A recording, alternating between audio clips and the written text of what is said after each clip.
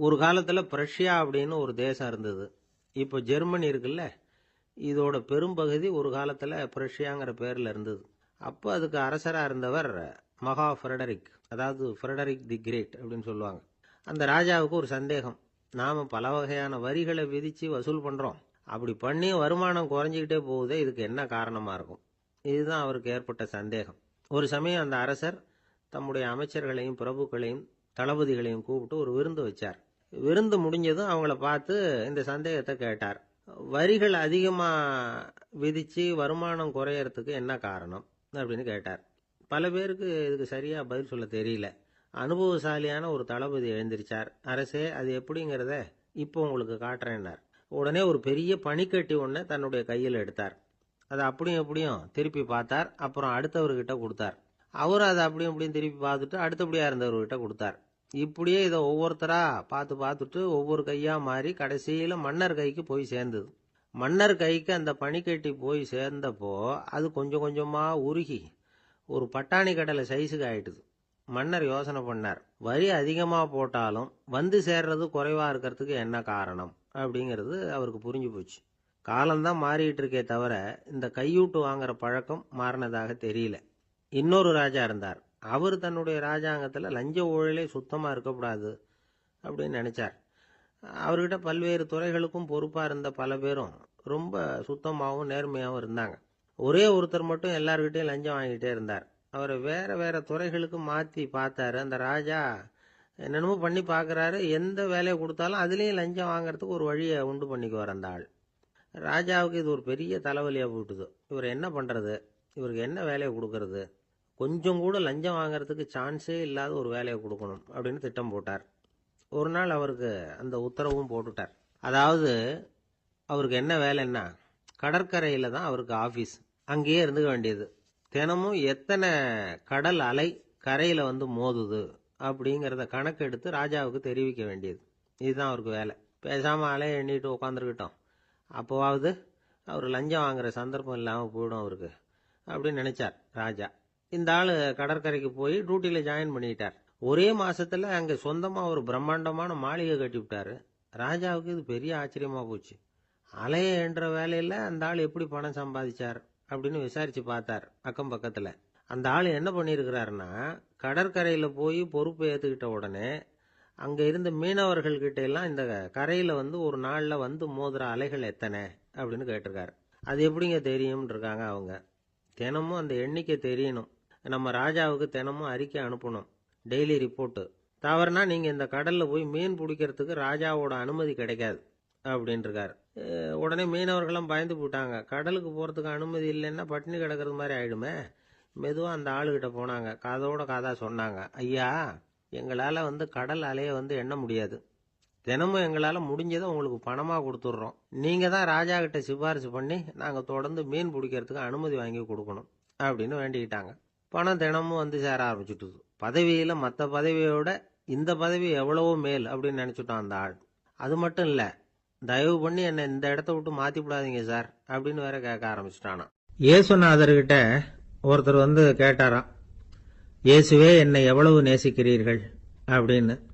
அவர் தன்னுடைய இரு கைகளையும் அகல விரித்து இவ்வளவு என்று சொல்லி சிலுவையில் உயிர் நீத்தார் அப்படின்னு சொல்லுவாங்க. அதாவது அந்த நேசிப்புக்கு எல்லை கிடையாது, அதே போல மன்னிப்புக்கும் எல்லை கிடையாது. இது இயேசுநாதர் சொல்லி கொடுத்த ஒரு பாடம். இயேசுனுடைய சீடர்கள்ல ஒருத்தன் பீட்டர், அவன் ஒரு நாள் இயேசுநாதர்கிட்ட கேட்டிருக்கான், இயேசுவே, நான் வந்து என்னுடைய தம்பி கிட்ட அடிக்கடி சண்டை போட்டுக்கிட்டு இருக்கேன், என்னுடைய சகோதரன் கூட. அவனை நான் எத்தனை தடவை மன்னிக்கிறது? ஏற்கனவே 7 தடவை அவனை மன்னிச்சுட்டேன் அப்படின்னு சொல்லியிருக்கிறான். அப்போ இயேசு சொன்னாராம், மன்னிக்கிறதுக்கு எத்தனை தடவைங்கிற கணக்கெல்லாம் கிடையாது. எத்தனை தடவை உன்னுடைய சகோதரன் உன்னை கோபப்படுத்துகிறானோ அத்தனை தடவை நீ மன்னிக்கிறதுக்கும் தயாரா இருக்கணும், அதுதான் அப்படின்னு சொன்னாராம். அப்போ இவனுக்கு ஒன்றும் புரியல.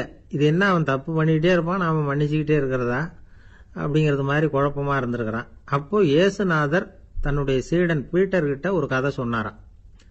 அந்த கதை இன்றைக்கு நாம வந்து எல்லாரும் சிந்தித்து பார்க்க வேண்டிய ஒரு கதை. அதாவது மன்னிப்பை விரும்புகிறவர்கள் மன்னிக்கவும் தயாராக இருக்க வேண்டும் அப்படிங்கிறது தான் அந்த கதையினுடைய தத்துவம். அந்த இயேசுநாதர் சொன்ன கதை என்னன்னா, ஒரு மன்னர் இருந்தார். அவர் ஒரு நாள் அரண்மனையில் உட்காந்து கணக்கு வழக்குகள்லாம் பார்த்துக்கிட்டு இருந்தார். நம்ம அரண்மனையிலேருந்து யார் யார் அரசாங்க கடன் வாங்கியிருக்கிறாங்க, யார் யார் திருப்பி செலுத்தி இருக்கிறாங்க அப்படிங்கிற விவரத்தையெல்லாம் பார்த்துக்கிட்டு இருந்தார். அப்போதான் புரிஞ்சுது, அந்த அரண்மனையில் வேலை செய்கிற ஒருத்தனே அரசாங்க கடன் ஒரு வாங்கியிருக்கிறான். எவ்வளவு? 10,000 பொற்காசுகள் வாங்கியிருக்கான் கடன். இந்த 10,000 பொற்காசுகளை திருப்பி செலுத்தலை அரசாங்கத்துக்கு. இது மன்னர் கவனத்துக்கு வந்தது.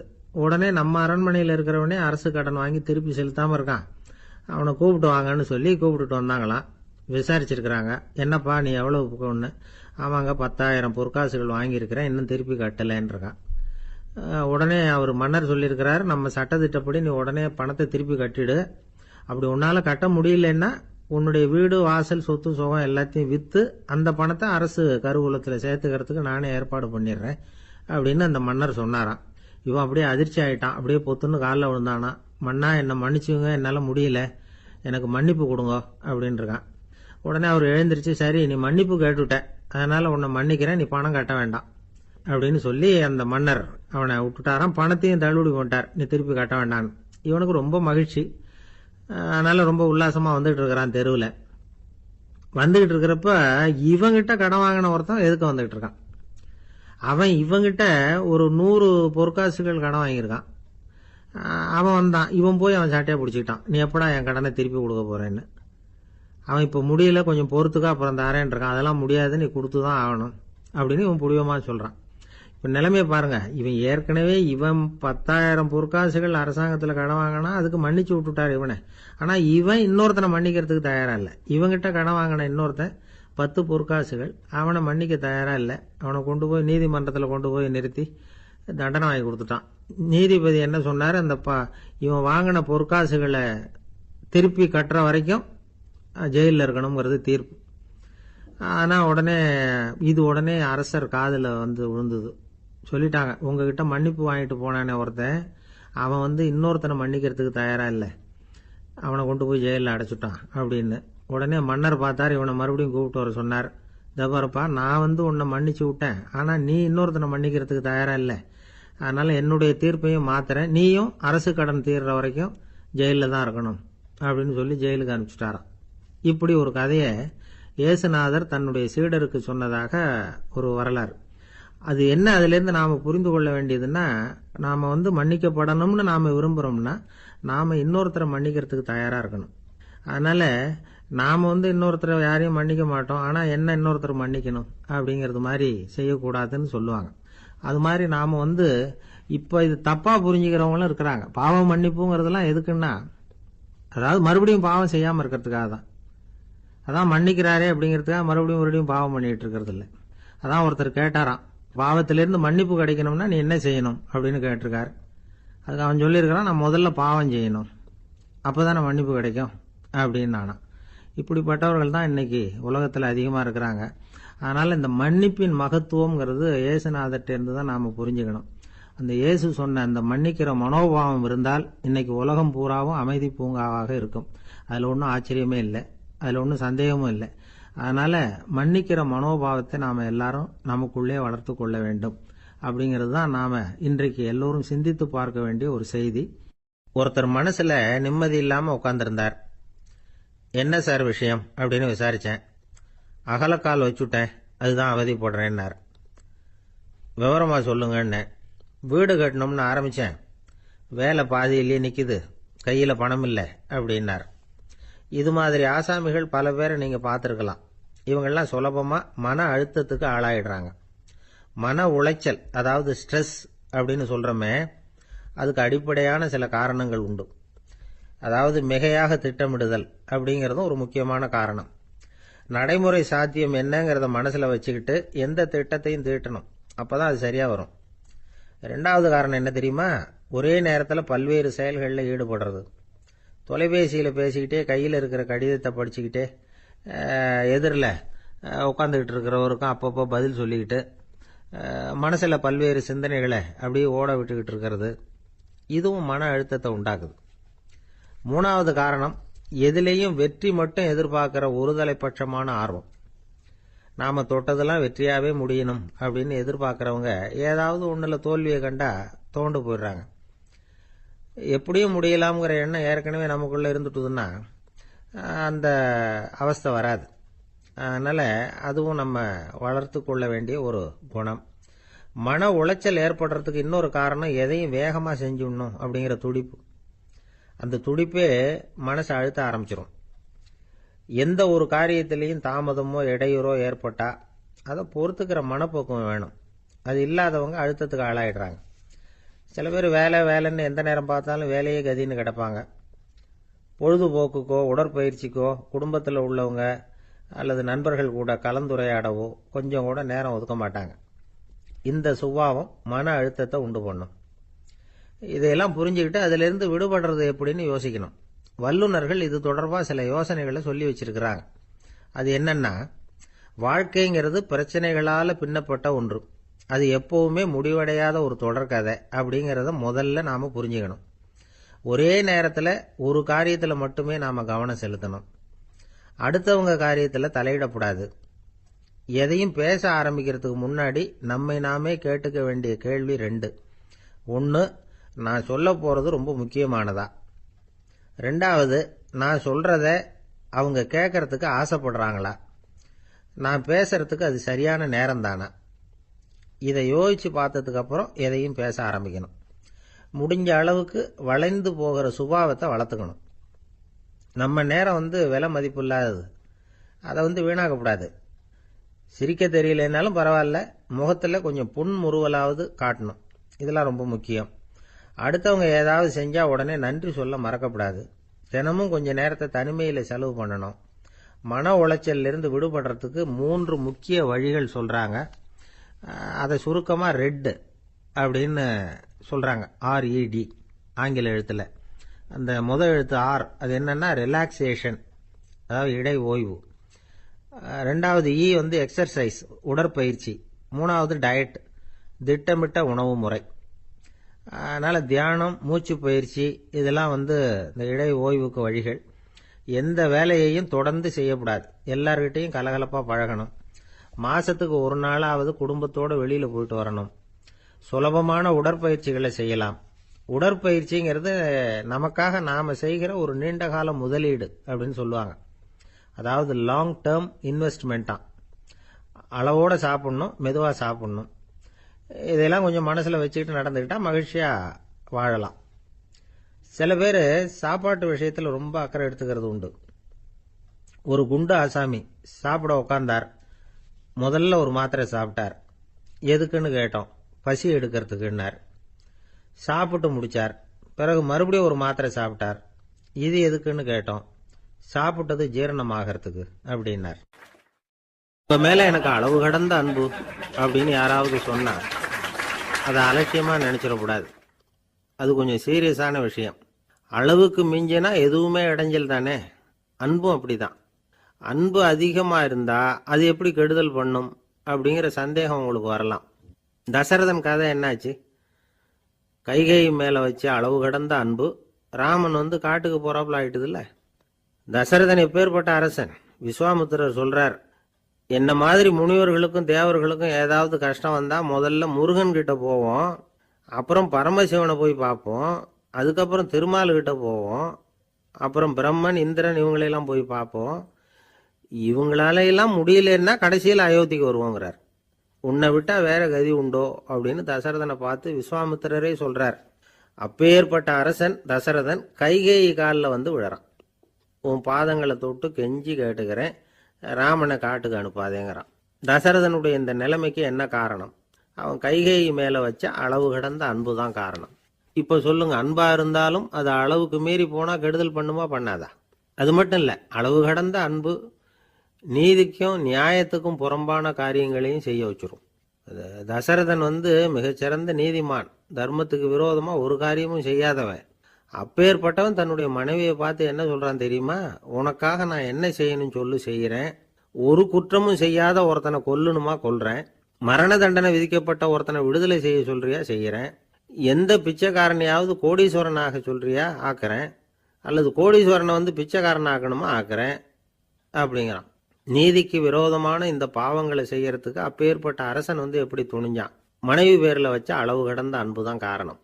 திரிசூலம், வஜ்ராயுதம், வாள் இதுகளால் தாக்கப்பட்டா கூட அதையெல்லாம் கொஞ்சம் கூட லட்சியம் பண்ணாத ஒருத்தன் காமதேவனுடைய மலர் அம்புகள் தாக்குனா அதை அவனால் தாக்கு பிடிக்க முடியல, விழுந்துடுறான். காமதேவனுக்குள்ள மகிமையே அதுதாங்கிறார் துளசிதாசர். அதனால தான் பெரியவங்கள்லாம் என்ன சொல்கிறாங்கன்னா, எதையும் அளவுக்கு மீறி செய்யாதேங்கிறாங்க. அப்பா, அம்மா, மனைவி, மக்கள் எல்லார் பேர்லேயும் அன்பு அவசியம்தான். ஆனால் அந்த அன்பு அறிவுக்கு புறம்பாக இருக்கக்கூடாது, அளவுக்கு மீறி இருக்கக்கூடாது. அப்போ தான் வாழ்க்கை சுகமாக இருக்கும். இல்லைன்னா அவஸ்தை தான். அளவுக்கு மீறின அன்புங்கிறது புரியுது, அது சரி. அறிவுக்கு புறம்பான அன்புங்கிறது எப்படி? ஒரு தாய்க்கு ஜலதோஷம் அல்லது ஏதோ ஒரு தொற்று நோயின்னு வச்சுங்களேன். அந்த அம்மாவுக்கு தன்னுடைய குழந்தை பேரில் அளவு கடந்த அன்பு. தனக்கு நோய் இருக்குது, அது அடுத்தவங்களுக்கு தொற்றக்கூடியது அப்படின்னு தெரிஞ்சிருந்தோம் அன்பை காட்டுறதுக்காக அந்த குழந்தைக்கு முத்தம் கொடுக்குறேன்னு தூக்கி வச்சுக்கிட்டு கொஞ்சம் ஆரம்பிச்சதுன்னு வச்சுக்கோங்க, அது நல்லா இருக்குமா? இதுதான் அறிவுக்கு புறம்பான அன்புங்கிறது. அது மாதிரி விலங்குகள்கிட்ட அன்பாயிருன்னு சொல்கிறோம். அதுக்காக புலிக்கு முத்தம் கொடுக்க முடியுமா? அப்படி கொடுத்தா அது அறிவுக்கு புறம்பான அன்பு. அதனால் அன்பு கூட அறிவுபூர்வமாக இருக்கணும் அப்படிங்கிறத இன்றைக்கி தகவல் மூலமாக நாம் புரிஞ்சுக்கணும். இந்த காலத்து காதலன் தன்னுடைய காதலிகிட்ட சொன்னானாம், இதை பாரு, உன் பேரில் எனக்கு அளவு கடந்த அன்பு, உனக்காக என்ன செய்யணும் சொல்லு, செய்கிறேன். நெருப்பில் நடக்கணுமா நடக்கிறேன், நீரில் குதிக்கணுமா குதிக்கிறேன், உயிரையே கொடுக்கணுமா கொடுக்குறேன் அப்படின்னா. சரி, வர்ற ஞாயிற்றுக்கிழமை சாயந்தரம் 6 மணிக்கு இதே இடத்துக்கு வாங்க அப்படின்னுது அந்த பொண்ணு. இவன் கொஞ்சம் யோசனை பண்ணி பார்த்துட்டு, அன்னைக்கு மழை பெய்யாமல் இருந்தால் வந்துடுறேன் அப்படின்னானா. ஒரு பள்ளிக்கூடம் வகுப்பு நடந்துக்கிட்டு இருக்கு. ஆசிரியர் பாடம் நடத்திக்கிட்டு இருக்கிறார். நடத்தி முடிச்ச உடனே கேட்டார், மாணவர்களே, இதுவரைக்கும் நான் நடத்தின பாடத்தில் உங்களுக்கு ஏதாவது சந்தேகம் இருக்கா அப்படின்னு கேட்டார். அப்புறம் ஒவ்வொருத்தராக கேட்டார். ஒரு மாணவன் எழுந்திருச்சான். சார், எனக்கு சந்தேகம் எதுவுமே இல்லைன்னா. ஏன்னு கேட்டார். ஏன்னா எனக்கு நீங்கள் நடத்தின பாடம் தெளிவாக புரிஞ்சுட்டுது, அதனால சந்தேகம் வரலன்னா. இன்னொரு மாணவன் எழுந்திருச்சான். சார், எனக்கும் சந்தேகம் எதுவும் இல்லைன்னா. ஏண்டான்னு கேட்டார். ஏன்னா எனக்கு நீங்கள் நடத்தின பாடம் எதுவுமே புரியல, அதனால சந்தேகம் வரல அப்படின்னா. இந்த இடத்துல நாம் கொஞ்சம் சிந்திச்சு பார்க்கணும். இந்த உலகத்தில் எல்லாம் புரிஞ்ச ஒருத்தனுக்கும் சந்தேகம் வராது, எதுவுமே புரியாத ஒருத்தனுக்கும் சந்தேகம் வராது. அறகுறையாக புரிஞ்சுக்கிட்டவன் இருக்கான் பாருங்க, அவனுக்கு தான் அடிக்கடி சந்தேகம் வரும். ஆக மாணவர்களை இந்த 3 வகையாக பிரிக்கலாம். அதே மாதிரி தான் மனிதர்களையும் 3 வகையாக பிரிக்கிறாங்க ஆன்மீகவாதிகள். ஒரு ஆன்மீக பெரியவர் என்ன சொல்றார் தெரியுமா? இந்த உலகத்தில் 3 வகையான மனிதர்கள் இருக்கிறாங்களாம். முதல் வகை எப்படி தெரியுமா? இவங்களுக்கு எதையும் தெரிஞ்சுக்கணுங்கிற அவசியமே கிடையாது. ஏன்னா அவங்களுக்கு எல்லாமும் தெரியும். இவங்க ஞானத்தின் முழு வடிவா இருக்கிற காரணத்தினால அவங்களுக்கு எந்த சந்தேகமும் இல்லை, எந்த கேள்விகளும் கிடையாது. இந்த நிலையில இருக்கிறவன் கிருஷ்ணன். எல்லாத்துக்கும் விட தெரிஞ்சுக்கிட்ட நிலையில அவன் விடையாக மாறிவிட்டான் அப்படின்னு சொல்லுவாங்க. 2வது நிலையில இருக்கிறவன் அர்ஜுனன். இவனுக்கு எப்போ பார்த்தாலும் கேள்விதான், சந்தேகம்தான். பதில் சொல்ல சொல்ல அவனுக்கு இருக்கிற சந்தேகமும் அதிகமாகிட்டே இருக்கும், குறையவே குறையாது. அர்ஜுனன் மாதிரி உள்ளவங்க எப்பவும் கேள்வி கேட்டுக்கிட்டே இருப்பாங்க. ஒரு கேள்விக்கு விட கிடைச்சுட்டுன்னு வைங்க, உடனே இன்னொரு கேள்வி அவங்க கிட்ட இருந்து வரும். கிருஷ்ணனுடைய நிலை எப்படின்னா, அது கேள்விகளே அற்ற ஒரு நிலை. அர்ஜுனனுடைய நிலை எப்படின்னா, அது கேள்விகளை தவிர வேறு எதுவும் அற்ற ஒரு நிலை. இவங்களை தவிர இன்னொரு ஆள் இருக்கிறான், அவனுக்கும் கேள்விகள் அற்ற ஒரு நிலை தான். அவன் யாருன்னா துரியோதனன். இவனுக்கு தெரிஞ்சுக்கணுங்கிற எண்ணமே சுத்தமாக கிடையாது. ஆவலே இல்லைங்கிறதுனால அதை புரிஞ்சுக்கணுங்கிற அவசியமும் இல்லை. அதனால அவனுக்கு கேள்விகள் அற்ற ஒரு நிலையில அவன் இருந்துகிட்டு இருக்கிறான். எல்லா பதிலும் தெரிந்து கொண்ட நிலையில கிருஷ்ணனும் கேள்விகள் அற்ற நிலையில இருக்கிறான். தெரிஞ்சுக்கணுங்கிற ஆவலே இல்லாத துரியோதனனும் கேள்விகள் அற்ற நிலையிலே இருக்கிறான். இப்படியும் இல்லாம அப்படியும் இல்லாம ரெண்டும் கெட்டான நிலையில இருக்கிறானே, அவன் தான் அர்ஜுனன். அதனால பெரியவங்கள்லாம் என்ன சொல்றாங்கன்னா, இந்த உலகத்துல அர்ஜுனன்களா இருக்கிறவங்க ஒன்று துரியோதனனா மாறிடணும், இல்லைன்னா கிருஷ்ணனா மாறிடணும். இதை தவிர வேற வாய்ப்பு இல்லை. துரியோதனன் மாதிரி உள்ளது விலங்கு நிலை, கிருஷ்ணன் மாதிரி உள்ளது தெய்வ நிலை. அர்ஜுனன் விலங்காவும் ஆக முடியல, தெய்வமாவும் ஆக முடியல. இப்படி ரெண்டும் கெட்டானா இருக்கிற வரைக்கும் இந்த கேள்விகளும் பிரச்சனைகளும் இருந்துகிட்டே தான் இருக்கும். இதுதான் பெரியவர்கள் சொல்லுகிற அனுபவ உண்மை. ஒரு ஆசிரியர் ரொம்பவும் விரிவா விளக்கமா பாடம் நடத்தின பிறகு, மாணவர்களே ஏதாவது சந்தேகம் இருந்தா கேளுங்கன்னாராம். ஒரு மாணவன் எழுந்திருச்சான். சார், எனக்கு ஒரு சந்தேகம்னா. என்னன்னு கேட்டார். இது வரைக்கும் என்ன பாடம் சார் நடத்துனீங்க அப்படின்னா அந்த பையன். இந்த உலகத்துல எத்தனை வகையான மனிதர்கள் இருக்கிறாங்க, ஒவ்வொரு மனிதனுமே ஒவ்வொரு வகை அப்படிங்கிறாங்க விஞ்ஞானிகள். மனிதர்களை 3 வகையா பிரிக்கலாம் அப்படின்னு சொல்றாங்க மெய்ஞானிகள். இவங்களை பத்திலாம் ஏற்கனவே நாம பேசியிருக்கிறோம். இப்போ டாக்டர் எட்வர்டு பேட்ச் அப்படிங்கிற நிபுணர் என்ன சொல்றாரு தெரியுமா? மனிதர்களை 7 வகையா பிரிக்கலாம்ங்கிறார். மனிதர்களின் மனநிலை அடிப்படையில் அவங்களை 7 விதமா வகைப்படுத்துறார் அவர். சரி, அது என்ன 7 வகை? முதல் வகை என்னன்னா பயந்த குணம் உள்ளவங்க. சார் ரொம்ப பயந்த சுபாவம், வீட்டில் கூட வாயே திறக்க மாட்டார், சாப்பிட போறப்ப மட்டும்தான் கொஞ்சம் வாயை திறப்பார், அப்புறம் மூடிக்குவார் அப்படின்னு சில பேரை பற்றி நாம் பேசிக்கிறது உண்டு. இவங்கெல்லாம் இந்த வகை, அதாவது பயந்த குணம் உள்ளவர்கள் அப்படிங்கிற முதல் வகை. சரி, 2வது வகை என்னன்னா சஞ்சலப்படுகிறவர்கள், எதுக்கு எடுத்தாலும் கலக்கம், குழப்பம், இப்படியே காலம் தள்ளிட்டு இருப்பாங்க. பல பேர் பார்த்துருப்பீங்க. அவங்கெல்லாம் இந்த வகை. 3வது வகை என்னன்னா யதார்த்த உலகை மறந்து கற்பனை உலகத்திலேயே மிதக்கிறவங்க. இளைஞர்கள், கவிஞர்கள், இப்படி பல பேர் இருக்கிறாங்க. எப்போ பார்த்தாலும் கற்பனை உலகத்திலேயே மிதந்துக்கிட்டு இருப்பாங்க. கிட்டத்தில் போய் என்னங்க ஒரு மாதிரியா இருக்கிறீங்க அப்படின்னு கேட்டு பாருங்க, அவங்களெல்லாம் ஏதோ ஒரு அற்ப புழுவை பார்க்கறது மாதிரி அவங்கள பார்ப்பாங்க. அதுவும் அந்த வானத்து நிலாவை பாருங்கள், அது என்னை வா வான்னு கூப்பிடுது, எனக்கு சீக்கிரத்தில் ஒரு நாள் சிறகுகள் முளைக்கும், சிறகடித்து வானத்தில் பறந்து போவேன், அந்த செல்ல நிலாவை கொஞ்சிவிட்டு வருவேன், இப்படிலாம் பேசிகிட்டு இருப்பாங்க. கொஞ்சிறது அப்புறம் இருக்கட்டும், இப்போ கஞ்சிக்கு வழியே பாருப்பா அப்படின்னா அதை காதில் வாங்க மாட்டாங்க. நாம் ஏதோ இந்த உலகத்தை அனுபவிக்க தெரியாதவர்கள் மாதிரி நம்மளை அவங்க கவனிப்பாங்க. இப்படி ஒரு ரகம். 4வது வகை மனிதர்கள் எப்படின்னா, இவங்க தனிமை உணர்வு மிக்கவர்கள். இவங்க மற்றவங்களோட இயல்பா நெருங்கி பழகிறதில்ல, தான் உண்டு தன்னுடைய வேலை உண்டுன்னு இருந்துட்டு போறவங்க. அடுத்த வீட்டில் இருக்கிறவர் யார் அப்படின்னு கேட்டா கூட அடுத்த வீடுன்னு ஒன்று இருக்கா அப்படிங்கிறது மாதிரி நம்ம முகத்தை பார்ப்பாங்க. அவங்க கிட்ட மேற்கொண்டு நாம என்னத்தை பேச முடியும்? இப்படி ஒரு வகை.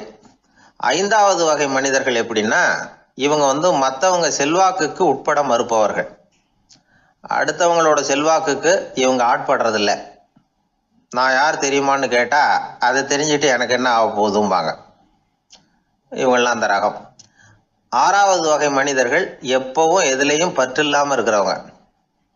இது ஒரு துறவு மனப்பான்மை.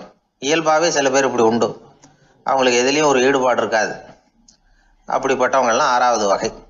7வது வகை மனிதர்கள் மற்றவங்க கவலையை தன்னுடையதா ஆக்கிக்கிட்டு கவலைப்படுறவங்க. இவங்கெல்லாம் மகாத்மாக்கள். தாம் வேறு அடுத்தவங்க வேறு அப்படிங்கிற எண்ணம் இவங்களுக்கு வர்றதில்லை. அதனால அடுத்தவங்களுக்கு ஒரு துன்பம் வந்ததுன்னா இவங்களால சும்மா இருக்க முடியறதில்லை. ஆக கூடி இப்படி 7 விதமான மனிதர்களை அடையாளம் காட்டுறார் அந்த நிபுணர். இதுல நாம எந்த வகையில வர்றோம் அப்படிங்கிறத நாம தான் அடையாளம் கண்டுபிடிக்கணும். எனக்கு தெரிஞ்ச ஒரு மனிதர் உண்டு. அவர் ஒரு வித்தியாசமான வகை. எதையும் நடைமுறை சாத்தியமா சிந்திக்கிறவர். எப்பவும் அடுத்தவங்களும் நல்லா இருக்கணும், நாமும் நல்லா இருக்கணும் அப்படின்னு ஆசைப்படுறவர். அவருக்கு ஒரு சமயம் திடீர்னு உடம்பு சுகம் இல்லாம போயிட்டுது. டாக்டர் கிட்ட போனார், பணம் கொடுத்தார், வைத்தியம் பார்த்துக்கிட்டார். அவர் எழுதி கொடுத்த மருந்து சீட்டை வாங்கினார். ஒரு மருந்து கடைக்கு போனார், பணம் கொடுத்தார், மருந்து வாங்கினார். அதை எடுத்துட்டு வீட்டுக்கு வந்தார். அதுக்கப்புறம் அந்த மருந்து அவர் சாப்பிடணும்ல, சாப்பிடவே இல்லை, அப்படியே சும்மா வச்சுட்டார். அவரை பார்த்து கேட்டேன், ஏன் சார் இப்படி பண்றீங்க, வீண் செலவு தானே இது, நீங்க ஏன் டாக்டர்கிட்ட போய் பணம் செலவு பண்ணுனீங்கன்னு கேட்டேன். அவர் சொன்னாரு, டாக்டர் வாழணும் இல்லையா, அதனால தான் அப்படின்னார். சரி, அப்புறம் ஏன் மருந்து வாங்கினீங்க அப்படின்னு கேட்டேன். மருந்து கடைக்காரர் வாழணும் இல்லையா, அதனால தான் அப்படின்னார். சரி, அப்புறம் ஏன் வாங்கின மருந்து சாப்பிடாம வச்சுட்டீங்க அப்படின்னதுக்கு, நான் வாழணும் இல்லையா அதனால தான் அப்படின்னார். இவர் வாழ்க்கையை புரிஞ்சுக்கிட்டவர். இப்படி வாழ்க்கையை புரிந்து கொண்டு வாழ தெரிஞ்சுக்கணும். எந்த வகை மனிதர் நாம் அப்படிங்கிறத புரிஞ்சுக்கிட்டு வாழ்ந்தோம்னா வாழ்க்கையில வெற்றி நிச்சயம். சீடன் வெளியூர் புறப்படுறதுக்கு தயாரா இருந்தான். ரொம்ப தூரம் போக போறான். திரும்பி வர நாளாகும். புறப்படுறதுக்கான ஆயத்த வேலைகள்ல ஈடுபட்டிருந்தான்.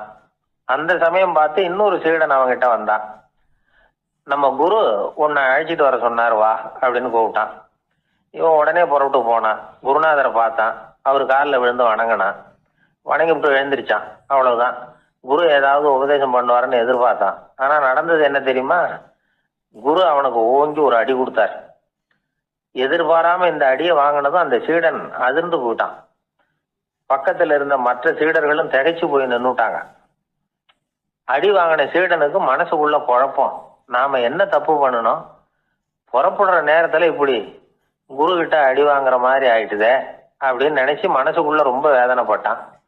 கொஞ்சம் துணிச்சலை வரவழைச்சுக்கிட்டு குருநாதர்கிட்டயே கேட்டுட்டான், சுவாமி நான் என்ன தப்பு பண்ணினேன், என்ன இப்படி அடிச்சுட்டீங்களே, ஒரு வார்த்தை கூட உங்களை எதிர்த்து நான் பேசினது இல்லையே, இவ்வளவு காலமா உங்க விருப்பத்துக்கு விரோதமா ஒரு காரியம் கூட நான் செஞ்சது இல்லையே, வந்ததும் வராததுமா ஒண்ணுமே சொல்லாம என்ன அடிச்சுட்டீங்களே, குருவே நான் செஞ்ச குற்றம் தான் என்ன அப்படின்னு கண்ணீரோட பரிதாபமா கேட்டானா அந்த சீடன். ஆனா அந்த குரு முகத்துல கொஞ்சம் கூட கோபம் இல்லை. அவர் சிரிச்சுக்கிட்டே நின்றுகிட்டு இருந்தாராம். அதுக்கப்புறம் சொன்னாராம், என்னுடைய அருமை சீடனே, நீ ஒரு தவறும் பண்ணல, நான் உன்னை அடிச்சது நீ ஏதோ தப்பு பண்ணிவிட்டேங்கிறதுக்காக இல்ல, நீண்ட பயணம் போக போற, ஞாபகமா ஏதாவது கொடுத்து அனுப்ப வேணாமா, நீ ஞானம் பெற்ற பிறகுதான் திரும்பி வர போறேங்கிறது எனக்கு தெரியும், அதுக்கு பிறகு உன்னை வந்து அடிக்க முடியுமா, அதனால இப்ப கிடைச்சிருக்கிற இந்த வாய்ப்பை பயன்படுத்திக்கிட்டேன், அப்போதைக்கு இப்பவே அடிச்சுட்டேன், அவ்வளவுதான், வேற ஒண்ணும் இல்லை அப்படின்னாராம். குரு சிரிச்சுக்கிட்டே இப்படி சொல்றார். இருந்தாலும் இதுவும் ஒரு உபதேசம் தான். அதிர்ச்சிகளால வந்து விழிப்படைய வைக்கிறதும் ஒரு வழிதான். இது வந்து ஜென் வழி. பெரும்பாலும் அதிர்ச்சியின் மூலமாகவே ஞான தரிசனத்தை அருள்கிறவர்கள் தான் ஜென் குருமார்கள். நம்ம தியானம் தான் ஜென். இந்தியாவில இருந்து இது சீனாவுக்கு போய் கொஞ்சம் பேர் மாறி வளம் பெற்று ஜப்பான்ல ஜென் ஆகி வளர்ந்துருக்குது, அவ்வளவுதான். ஜென்கிறது தியானம். எதை நினைச்சும் தியானிக்கிறது இல்ல, எல்லாத்துலயும் தியானம் இருக்கிறதா சொல்லுது ஜென். பேசுறது, இருக்கிறது, நடக்கிறது, சாப்பிடுறது, சிரிக்கிறது, தூங்குறது, தொழில் செய்யறது அல்லது சும்மா இருக்கிறது எல்லாமே தியானம் தான். ஜென்கிறது ஒரு சுய தரிசனம், தன்னைத்தானே அடையாளம் கண்டுகொள்கிறது தான் அது. இல்லாத எதையும் தேடி கண்டுபிடிக்கிறது இல்லை. சென் மார்க்கத்தை பத்தி ஓஷோ என்ன சொல்றாரு தெரியுமா? காணாமல் போன தன்னுடைய மூக்கு கண்ணாடி தன்னுடைய மூக்கின் மேல் இருப்பதை கண்டுகொள்வது போன்றது சென் அப்படிங்கிறார். நம்மால் ஒருத்தர் இன்னொருத்தர் முகத்தை ரொம்ப நேரமா உத்து பார்த்துக்கிட்டு இருந்தார். என்ன பாக்குறீங்கன்னாரு அவரு. நீங்க போட்டிருக்கீங்களே மூக்கு கண்ணாடி, அதை தான் பாக்குறேன்னாரு இவரு. நீங்க அப்படி பாக்குறதுக்கு விசேஷ காரணம் ஏதாவது உண்டான்னு கேட்டார் இவர். உண்டுன்னார். என்னன்னு கேட்டார். நேத்திக்கு காணாம போன என்னோட மூக்கு கண்ணாடி அது அப்படின்னாராம் இவர். ஒருத்தன் தன்னுடைய நண்பனை வழியில பார்த்தான். என்னப்பா லெட்டர் போட்டுனே கிடைச்சதா அப்படின்னா. ஓ கிடைச்சதேன்னா அவன். இவன் உடனே ஏன்டா போய் சொல்ற, நான் உனக்கு லெட்டரே போடல, சும்மா தான் கேட்டேன், உடனே கிடைச்சிட்டுதுங்கிறிய அப்படின்னா. லெட்டர் போட்டேன்னு நீ போய் சொல்றப்போ அது கிடைச்சதுன்னு நான் போய் சொல்லக்கூடாதா அப்படின்னானா அவன். இப்படிப்பட்டவங்க சில பேர் இருந்தா கூட இன்னைக்கு கடிதம் மூலமா தொடர்பு கொள்ளாதவங்க இருக்கவே முடியாது. அந்த அளவுக்கு அது அவசியமான ஒன்னாயிட்டுது. இந்த அஞ்சல் அட்டைகள் எப்படி ஆரம்பமாச்சு தெரியுமா? ஆஸ்திரியா நாட்டுல ஒரு பேராசிரியர் இருந்தார். அவர் பேர் இம்மானுவேல் ஹெர்மன். அவர் ஒரு நாள் ஒரு பத்திரிகையில கட்டுரை எழுதினாராம். இது நடந்தது 1869. அவர் எழுதின கட்டுரையில மக்கள் அதிகம் செலவு இல்லாம ஒருத்தருக்கு ஒருத்தர் தகவல் பரிமாறிக்கிறது எப்படி அப்படிங்கிறத பத்தி எழுதியிருந்தார். அதுக்கு சில யோசனைகளை அவரே எழுதியிருந்தாராம். எப்படின்னா, அந்த கட்டுரையை எல்லாரும் படிச்சு பார்த்துருக்குறாங்க, அவர் சொன்ன யோசனைகள் என்னன்னு. அது வந்து அரசாங்கத்தின் கவனத்துக்கு போச்சான். ஆகா, இது அவர் சொல்ற யோசனை நல்லா இருக்கும் போல் இருக்கு அப்படின்னு அவங்களே நினைச்சிருக்கிறாங்க. அவ்வளவுதான். உடனே அந்த யோசனையை நடைமுறைக்கு கொண்டுட்டு வந்தாங்களாம். பேராசிரியர் இம்மானுவேல் ஹெர்மனின் யோசனைப்படி அச்சடிச்ச அரசு முத்திரையோட அரசாங்கம் அஞ்சல் அட்டைகளை வெளியிட ஆரம்பிச்சுதான். 1869 அக்டோபர் 7 இது நடந்திருக்கு. உலகின் முதல் அஞ்சல் அட்டை வெளிவந்த நாள் அது. அப்பதான் அதுக்கு பேர் என்ன தெரியுமா? அதாவது கரஸ்பாண்டிங் கார்டு அப்படின்னு பேராது. அதுக்கப்புறம் என்ன ஆச்சுன்னா, உடனடியாக அமெரிக்காவிலேயே இது மாதிரியான கார்டுகளை வெளியிட ஆரம்பிச்சுட்டாங்க. அங்கே இதுக்கு என்ன பேர் தெரியுமா? Postal card. அதுக்கப்புறம் 1870 இங்கிலாந்துலேயும் இதை வெளியிட்டாங்களாம். அதை வெளியிட்ட முதல் நாள் அன்னைக்கு என்ன நடந்தது தெரியுமா? மக்கள்லாம் ஏதோ நியாய விலை கடையில் நிற்கிறது மாதிரி பெரிய பெரிய கியூ வரிசையில் நின்று இதை வாங்கினாங்களாம். நம்ம நாட்டில் முதல் அஞ்சலகம் 1927 கல்கத்தாவில் ஆரம்பமாயிருக்கு.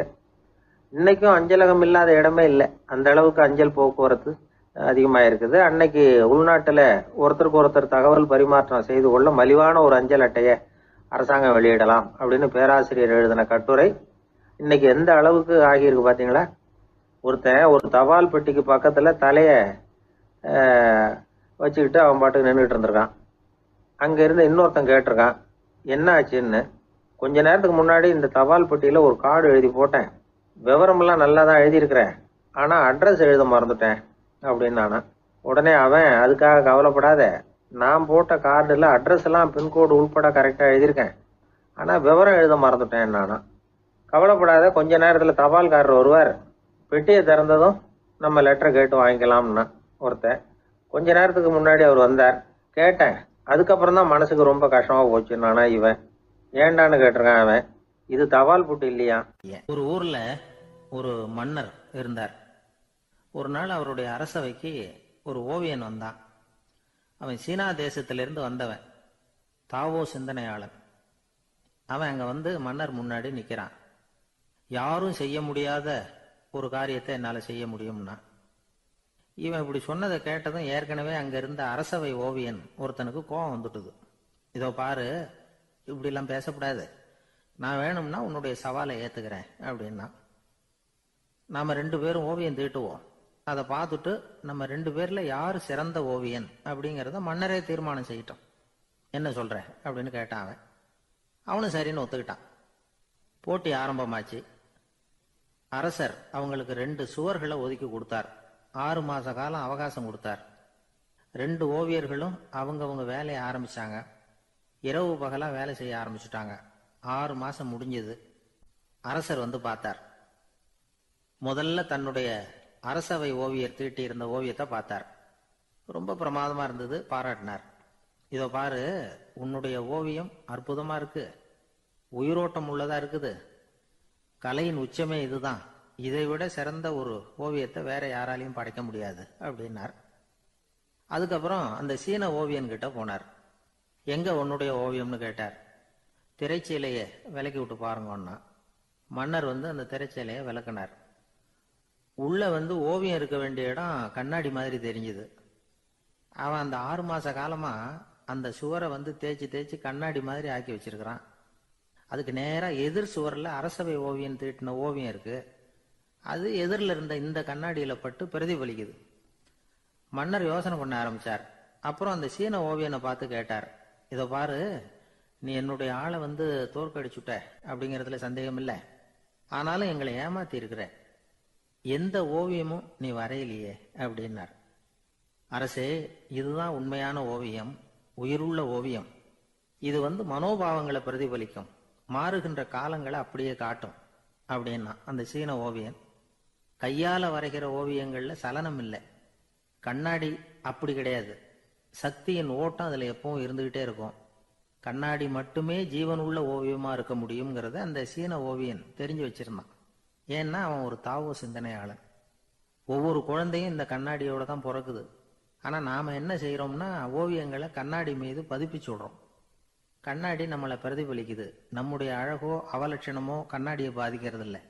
ஏன்னா அதுக்கு மனம் கிடையாது. கடந்து போன வினாடியை பத்தி அது சிந்திக்கிறது இல்லை. அடுத்த கணத்தை பத்தின எதிர்பார்ப்பும் அதுகிட்ட கிடையாது. அதுதான் பற்றற்ற நிலை. மனிதனுக்கு தேவைப்படுறது அதுதான். கண்ணாடி கிட்ட இருந்து நாம வந்து கற்றுக்கொள்ள வேண்டிய பாடம் இது. வாழ்க்கையில வந்து மனிதர்களை நேசிக்கலாம், உலகின் அழகையெல்லாம் பிரதிபலிக்கலாம், ஆனா எதையும் பற்றி கொண்டு விடக்கூடாது அப்படிங்கிறது பெரியவர்கள் அறிவுரை. துயரம்ங்கிறது பற்றுக்களின் சாயை. கண்ணாடி முன்னாடி நிக்கிறப்போவெல்லாம் நமக்கு இந்த ஞாபகம் வரணுமா. ஒரு குடும்ப தலைவர் ஒரு நாள் காலையில விடிஞ்சு எழுந்திரிச்சதும் சத்தம் போட்டார். யார் இந்த கருங்குரங்கு படத்தை என் ரூம்ல கொண்டாந்து மாட்டி வச்சது அப்படின்னு கத்தினார். சமையல் கட்டில இருந்து மனைவி பதில் சொன்னாங்க, தூக்க கலக்கத்துல உளராதுங்க, நல்லா பாருங்க, அது படம் கிடையாது, முகம் பார்க்கிற கண்ணாடி அப்படின்னா. ரொம்ப பேருக்கு கூட்டத்தில் பேசுறதுன்னா பயம்.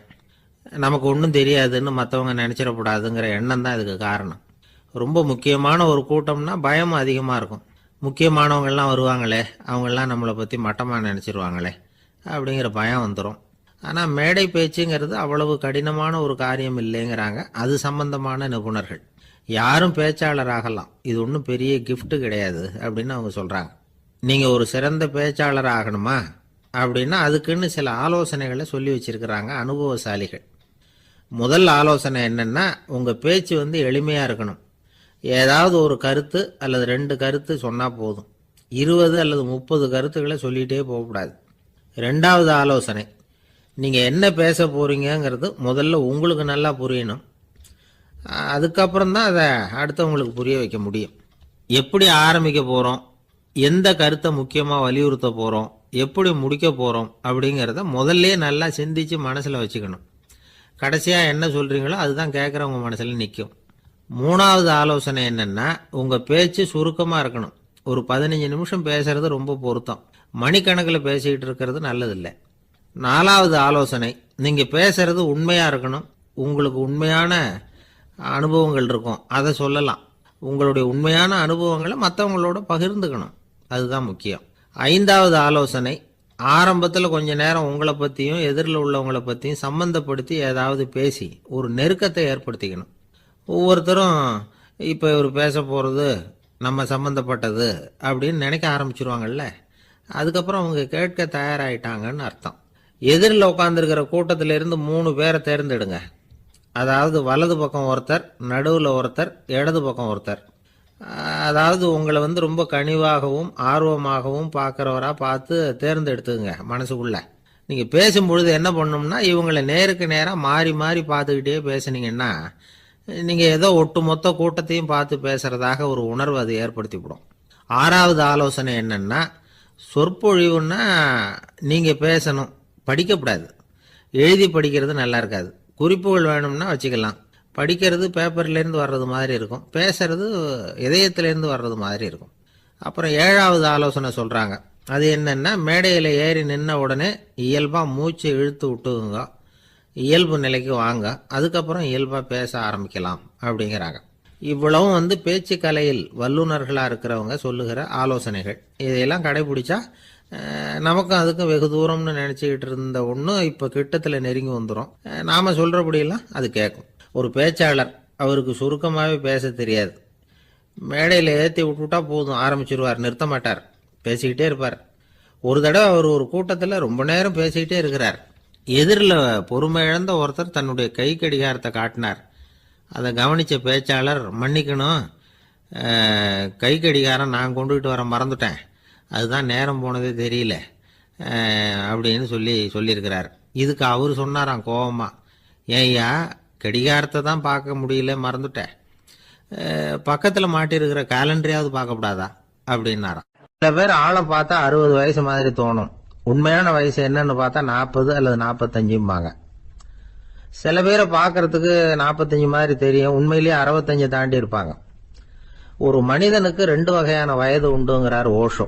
அதாவது உடம்புக்குன்னு ஒரு வயசு, மனசுக்குன்னு ஒரு வயசு. முதல் உலக மகாயுத்தம் நடந்தது இல்லையா, அது முடிஞ்சதுக்கு அப்புறம் முதல் தடவையா மனிதனின் மூளை வளர்ச்சியை பத்தி மனநல வைத்தியர்கள் ஒரு கணக்கெடுப்பு சோதனை நடத்தினாங்களாம். அது வரைக்கும் மனிதனுக்கு 2 வகையான வயது உண்டுன்னு யாரும் சிந்திச்சதே இல்லையா. அந்த உலக மகாயுத்தம் முடிஞ்சதுக்கு அப்புறம் மனிதனுடைய சராசரி மனதின் வயதை கணக்கிட்டு பார்க்கும் பொழுது அவங்களுக்குலாம் ரொம்ப அதிர்ச்சியா இருந்துதான். ஏன்னா அது ரொம்ப பின்தங்கிய நிலையில இருந்திருக்கு, வளர்ச்சி அடையாத நிலையில இருந்திருக்கு. அவங்க கண்டுபிடிச்ச பிரகாரம் அப்போ மனசோட சராசரி வயசு என்ன தெரியுமா, 14. அப்படின்னா பாத்துங்க, உடல் ரீதியா ஒருத்தரோட வயசு 70 கூட இருக்கலாம், ஆனா மனசோட வயசு 14 தான். இதுக்கு நேர்மாறா அமைஞ்சு போச்சுன்னு வச்சேங்க. அதாவது ஒருத்தருக்கு உண்மையிலேயே 14 வயசு, அதாவது உடலோட வயசு 14, அவரோட மனசின் வயசு 70ன்னு வச்சுக்கோங்க. இப்படி அமைஞ்சுட்டுதுன்னா அவர் சீக்கிரம் ஞானத்தன்மை அடைஞ்சிருவார் அப்படின்னு அர்த்தம். இப்ப நமக்கெல்லாம் உடம்போட வயசு மனசோட வயசு ரெண்டும் ஒன்னா இருந்துட்டா அதுவே போதும், அதுவே பெரிய விஷயம். இப்ப எமர்சன் கிட்ட போய் ஒருத்தர் கேட்டாராம், உங்க வயசு என்ன அப்படின்னு. அவர் உடனே பதில் சொல்லியிருக்கார், 360 வருஷம் அப்படின்னாராம். கேட்டவர் குழம்பி போயிட்டார். அவர் என்ன சொல்றாரு, 360 வயசா, என்ன நம்ம காதல தான் சரியா விழலையா? எமர்சன் எப்பவும் உண்மையை பேசுற ஒரு சிறந்த அறிவாளி, அவர் இப்படிலாம் பொய் சொல்ல மாட்டாரே அப்படின்னு ஒரு யோசனை பண்ணிக்கிட்டே இவர் மறுபடியும் அவர் கிட்ட போனாராம். ஐயா, நீங்க சொன்னது சரியா என் காதல விழல, அதனால மறுபடியும் கேட்கிறேன், உங்க வயசு என்ன அப்படின்னாராம். எமர்சன் மறுபடியும் சொல்லியிருக்கிறார், 360 வருஷம்னு. வந்தவருக்கு உண்மையிலேயே அதிர்ச்சியா போட்டுது. அதுக்கப்புறம் மெதுவா ஆரம்பிச்சாராம், ஐயா நீங்க சொல்றதை என்னால ஏத்துக்க முடியாது, எப்படி பார்த்தாலும் இப்போ உங்களுக்கு வயசு ஒரு 60க்கு மேல இருக்காதுன்னு நினைக்கிறேன். அப்படின்னாராம். நீங்க சொல்றது சரிதான், அது என் உடம்போட வயசுன்னாராம் எமர்சன். அப்படின்னா ஏற்கனவே நீங்க சொன்னது அப்படின்னு கேட்டிருக்காரு. அது என் மனசோட வயசு அப்படின்னாராம். நம்மளை பொறுத்த வரைக்கும் அறிவு தூசு படிஞ்சிருக்கு, அது மாதிரியே அன்பும் மாசுபட்டிருக்கு. இது ரெண்டையும் சுத்தம் பண்ண வேண்டியிருக்குது. அப்பதான் நாம சரியான வயசுல வாழ முடியும். ஒரு ஆசாமி இருக்கிறார். அவருக்கு உடம்போட வயசு அதிகம், மனசோட வயசு ரொம்ப குறைச்சல், குழந்தை மாதிரி. அவர் ஒரு ஆஸ்பத்திரியில படுத்திருக்கிறார். நர்சம்மா எல்லாருக்கும் மருந்து கொடுத்துட்டு போறாங்க. கொஞ்ச நேரம் கழிச்சு திரும்பி வந்தாங்க. அப்ப இவர் அந்த அம்மாவை கூப்பிட்டு சொல்றார், இதை பாருங்க சிஸ்டர், நீங்க எல்லாருக்கும் சின்ன சின்ன மாத்திரையா கொடுத்துட்டு எனக்கு மட்டும் நீளமான மாத்திரையா கொடுத்துட்டீங்க. முழுங்கிறதுக்கு ரொம்ப கஷ்டமா போச்சு. இனிமே எனக்கும் சின்ன மாத்திரையா கொடுங்க சிஸ்டர் அப்படின்னாராம். அந்த அம்மா உடனே அதிர்ச்சி ஆகி தலையில அடிச்சுக்கிட்டாங்களாம். நான் கஷ்டப்பட்டு மாத்திரையை முழுங்கினத்துக்கு நீங்க ஏமா தலையில தட்டிக்கிறீங்க அப்படின்னு கேட்டிருக்காரு இவர். இதுக்கு அவங்க சொல்லியிருக்கிறாங்க, நான் உங்களுக்கு கொடுத்துட்டு போனது மாத்திரை இல்லைங்க, அது தெர்மாமீட்டர் அப்படின்னாங்க. ஒரு ஊர்ல ஒரு பெரியவர் இருந்தார். ஒரு நாள் அவரை தேடி ஒருத்தர் வந்தார். ஐயா, நான் கடவுளை பரிபூர்ணமா நம்புறேன் அப்படின்னார். சரி, அந்த நம்பிக்கை உனக்கு எப்படி வந்ததுன்னு கேட்டார் இவர். அவர் சொல்ல ஆரம்பிச்சார், ஐயா, எனக்கு கல்யாணம் ஆகி 10 வருஷம் ஆச்சு, ஆனாலும் குழந்தை பாக்கியம் இல்லை. அதுக்கு என்ன காரணமா இருக்கும்னு நான் யோசனை பண்ணிட்டு இருந்தப்போ நண்பர் ஒருத்தர் ஒரு ஆலோசனை சொன்னார். உனக்கு மதப்பற்று இல்ல, எந்த கடவுளையுமே நம்ப மாட்டேங்கிற, அதுதான் காரணம். கடவுளை நம்பு, உனக்கு குழந்தை பாக்கியம் கிடைக்கும் அப்படின்னார். அவர் அப்படி சொன்னாரே தவிர எனக்கு சந்தேகம்தான். இருந்தாலும் அவர் சொன்னபடியும் நடந்துதான் பார்ப்போமே அப்படின்னு முடிவு பண்ணேன். கடவுளை நம்ப ஆரம்பிச்சேன். அந்த வருஷமே அழகான ஆண் குழந்தை பிறந்தது. எல்லாம் இறைவன் அருள் அப்படின்னார். இவர் இப்படி சொன்னதை கேட்டதும் அந்த பெரியவர் சொன்னார், நீ சொல்றதெல்லாம் சரிதான், இருந்தாலும் இந்த காலத்துல எந்த ஒரு காரியமா இருந்தாலும் அதை சோதனை செஞ்சு பார்த்துட்டு தான் ஒரு முடிவுக்கு சேர முடியும். அறிவுபூர்வமான முடிவு அதுவா தான் இருக்கும். அறிவியல் சோதனைகள் அப்படித்தான். ஒரு குறிப்பிட்ட விஷயத்தை பத்தி எத்தனை தடவை சோதனை பண்ணாலும் ஒரே முடிவு தான் கிடைக்கணும், அதுதான் சரியா இருக்கும். அதனால இப்ப மறுபடியும் ஒரு சோதனைன்னார். என்ன செய்யணும் அப்படின்னு கேட்டார் இவர். கடவுள்கிட்ட ஒரு பெண் குழந்தை வேணும்னு கேளு. முதல்ல ஆண் குழந்தைய கொடுத்தது மாதிரியே இப்போ ஒரு பெண் குழந்தையையும் கொடுக்கறாரா பார்க்கலாம் அப்படின்னார். சரின்னு சொல்லி இவர் அதே மாதிரி முயற்சி பண்ணினார். அதுக்கப்புறம் அவரு இந்த பெரியவர்கிட்ட வரவே இல்லை. கொஞ்ச காலம் கழிச்சு இவரே அவரை தேடிட்டு போய் கதவை தட்டினார். அவர் கதவை திறந்தார். என்ன ஆச்சு, கடவுள் கண் திறந்தாரா அப்படின்னு கேட்டார். அவரு, அந்த சமாச்சாரம்லாம் நமக்கு வேணாம் சார், முதல் தடவை அது ஏதோ தற்செயலா ஏற்பட்ட ஒரு சாதகம். இப்ப நீங்க 2வது தடவை சொன்ன பிறகு தினமும் கடவுளை வேண்டிக்கிட்டு தான் இருக்கிறேன், ஒன்னும் நடக்கல அப்படின்னார் ரொம்ப விரக்தியா. ஒரே ஒரு தோல்வியில உங்க நம்பிக்கையெல்லாம் பறந்து போயிடுது பாத்தீங்களா அப்படின்னார் அந்த பெரியவர். எல்லாம் நல்ல விதமா நடக்கிற வரைக்கும் நம்பிக்கை, எதிர்பார்த்தது தோல்வியில முடிஞ்சுட்டுதுன்னா அவநம்பிக்கை. மற்றவர்கள் பேர்ல வைக்கிற நம்பிக்கை எந்த நேரத்திலையும் விவகாரமாகி விடக்கூடிய சாத்தியம் உண்டு. நாம நம்பிக்கை வைக்க வேண்டியது நம்ம கிட்ட தான், நமக்குள்ள இருக்கிறார் கடவுள். எனவே நம்ம பேர்ல நாம வைக்கிற நம்பிக்கை தான் உண்மையான கடவுள் பக்தி. நிபந்தனையற்ற நம்பிக்கையா அது இருக்கணும். எல்லாம் நல்லபடியா நடந்துகிட்டு இருந்தா எந்த முட்டாளுக்கும் நம்பிக்கை வரத்தான் செய்யும் அப்படிங்கிறது ஒரு பெரியவர் கருத்து. தியானத்தின் மூலமா தான் உனக்குள்ள ஆழமா தோண்டுனா உன்னுடைய அடி ஆழத்துல நம்பிக்கை அப்படி ஊற்றெடுக்கும், அதை பார்க்க முடியும் அப்படிங்கிறது பெரியவர்கள் சிந்தனை. ஒரு குழந்தை அப்பாவை பார்த்து என்னப்பா பண்றேன்னு கேட்டுதான். பிரார்த்தனை பண்ணிட்டு இருக்கிறேன்னாராம் அப்பா. பிரார்த்தனை பண்ணுனா என்ன கிடைக்கும் அப்படின்னு கேட்டுதான் குழந்தை. எல்லாம் கிடைக்கும் அப்படின்னாராம் அப்பா. நீ வச்சிருக்கிறிய பேனா அது கூட கிடைக்குமான்னு கேட்டுதான் குழந்தை. ஓ, கிடைக்குமேன்னு இருக்கார். அப்படின்னா அந்த பேனாவை என்கிட்ட கொடுத்துரு, நீ பிரார்த்தனை பண்ணி வேற பேனா வாங்கிக்கோ அப்படின்னு தான் அந்த குழந்தை. ஒரு பெரிய நினைவு மண்டபம், அதுக்கு முன்னாடி ஒரு அப்பாவும் பிள்ளையும் நின்றுகிட்டு இருக்கிறாங்க. அந்த வழியா போறவங்க வர்றவங்க எல்லாம் அந்த இடத்துல நின்று அது என்ன மண்டபம் அப்படின்னு விசாரிக்க ஆரம்பிச்சாங்க. அந்த அப்பாவும் பிள்ளையும் தான் வர்றவங்களுக்கெல்லாம் விவரம் சொல்லிட்டு இருக்கிறாங்க. அதாவது இந்த இடத்துல ஒரு பெரிய மகான் சமாதி ஆயிருக்கார், அவர் சமாதியான இடத்துல இந்த நினைவு மண்டபத்தை கட்டியிருக்கிறோம் அப்படின்னாங்க. ஊர் பூரா இந்த செய்தி பரவிச்சு. நிறைய பேர் அந்த இடத்தை தேடி வர ஆரம்பிச்சாங்க. இங்க கொஞ்ச நேரம் உட்காந்துட்டு போனா மனசுக்கு ஒரு நிம்மதி கிடைக்குது அப்படின்னாங்க. அங்க இருந்த உண்டியல்ல நிறைய காசு போட்டுட்டு போறாங்க. பணம் கிடுகிடுன்னு நிறைய சேர ஆரம்பிச்சுட்டுது. பணம் நிறைய சேர்ந்த உடனே அந்த அப்பாவுக்கும் பிள்ளைக்கும் தகராறு வந்துட்டுது. பணம் சேர்ந்தாலே சொத்து தகராறு வரத்தானே செய்யும், அது மாதிரி வந்துட்டுது. பையன் அடிக்கடி நிறைய பணம் கேட்க ஆரம்பிச்சான். அப்பா பார்த்தார், யோசனை பண்ணார், ஒரு முடிவுக்கு வந்தார். ஒரு நாள் பையனை கூப்பிட்டார். இதை பாருப்பா, நமக்குள்ள தகராறு வேணாம். அப்பாவும் பிள்ளையும் இப்படி சண்டை போட்டுக்கிட்டா பார்க்குறவங்க தப்பாக நினைப்பாங்க. அதனால நமக்குள்ள சமரசமாக இதை தீர்த்துக்குவோம், என்ன சொல்கிற அப்படின்னார் அப்பா. சரி நான் பையன். உடனே அந்த அப்பா என்ன பண்ணார் தெரியுமா? மகன்கிட்ட கொஞ்சம் பணத்தை கொடுத்தார். தன்கிட்ட இருந்த ஒரு கழுதையையும் கொடுத்தார். இதை வச்சு நீ பொழைச்சிக்கோ அப்படின்னு சொல்லி அனுப்பி வச்சுட்டார். மகன் அந்த கழுதையை எடுத்துக்கிட்டு அடுத்த ஊருக்கு போனான். வழியிலேயே அந்த கழுதை செத்து போச்சு. உடனே என்ன பண்ணலாம்னு யோசனை பண்ணான். ஒரு ஐடியா வந்தது. அந்த கழுதையை ஒரு சாலை ஓரமாக புதைச்சான். கையில் இருந்த பணத்தை வச்சு அந்த இடத்துல ஒரு கல் மண்டபம் கட்டினான். அந்த வழியாக 2 பேர் வந்தாங்க. இது என்ன மண்டபம்னு விசாரிச்சாங்க.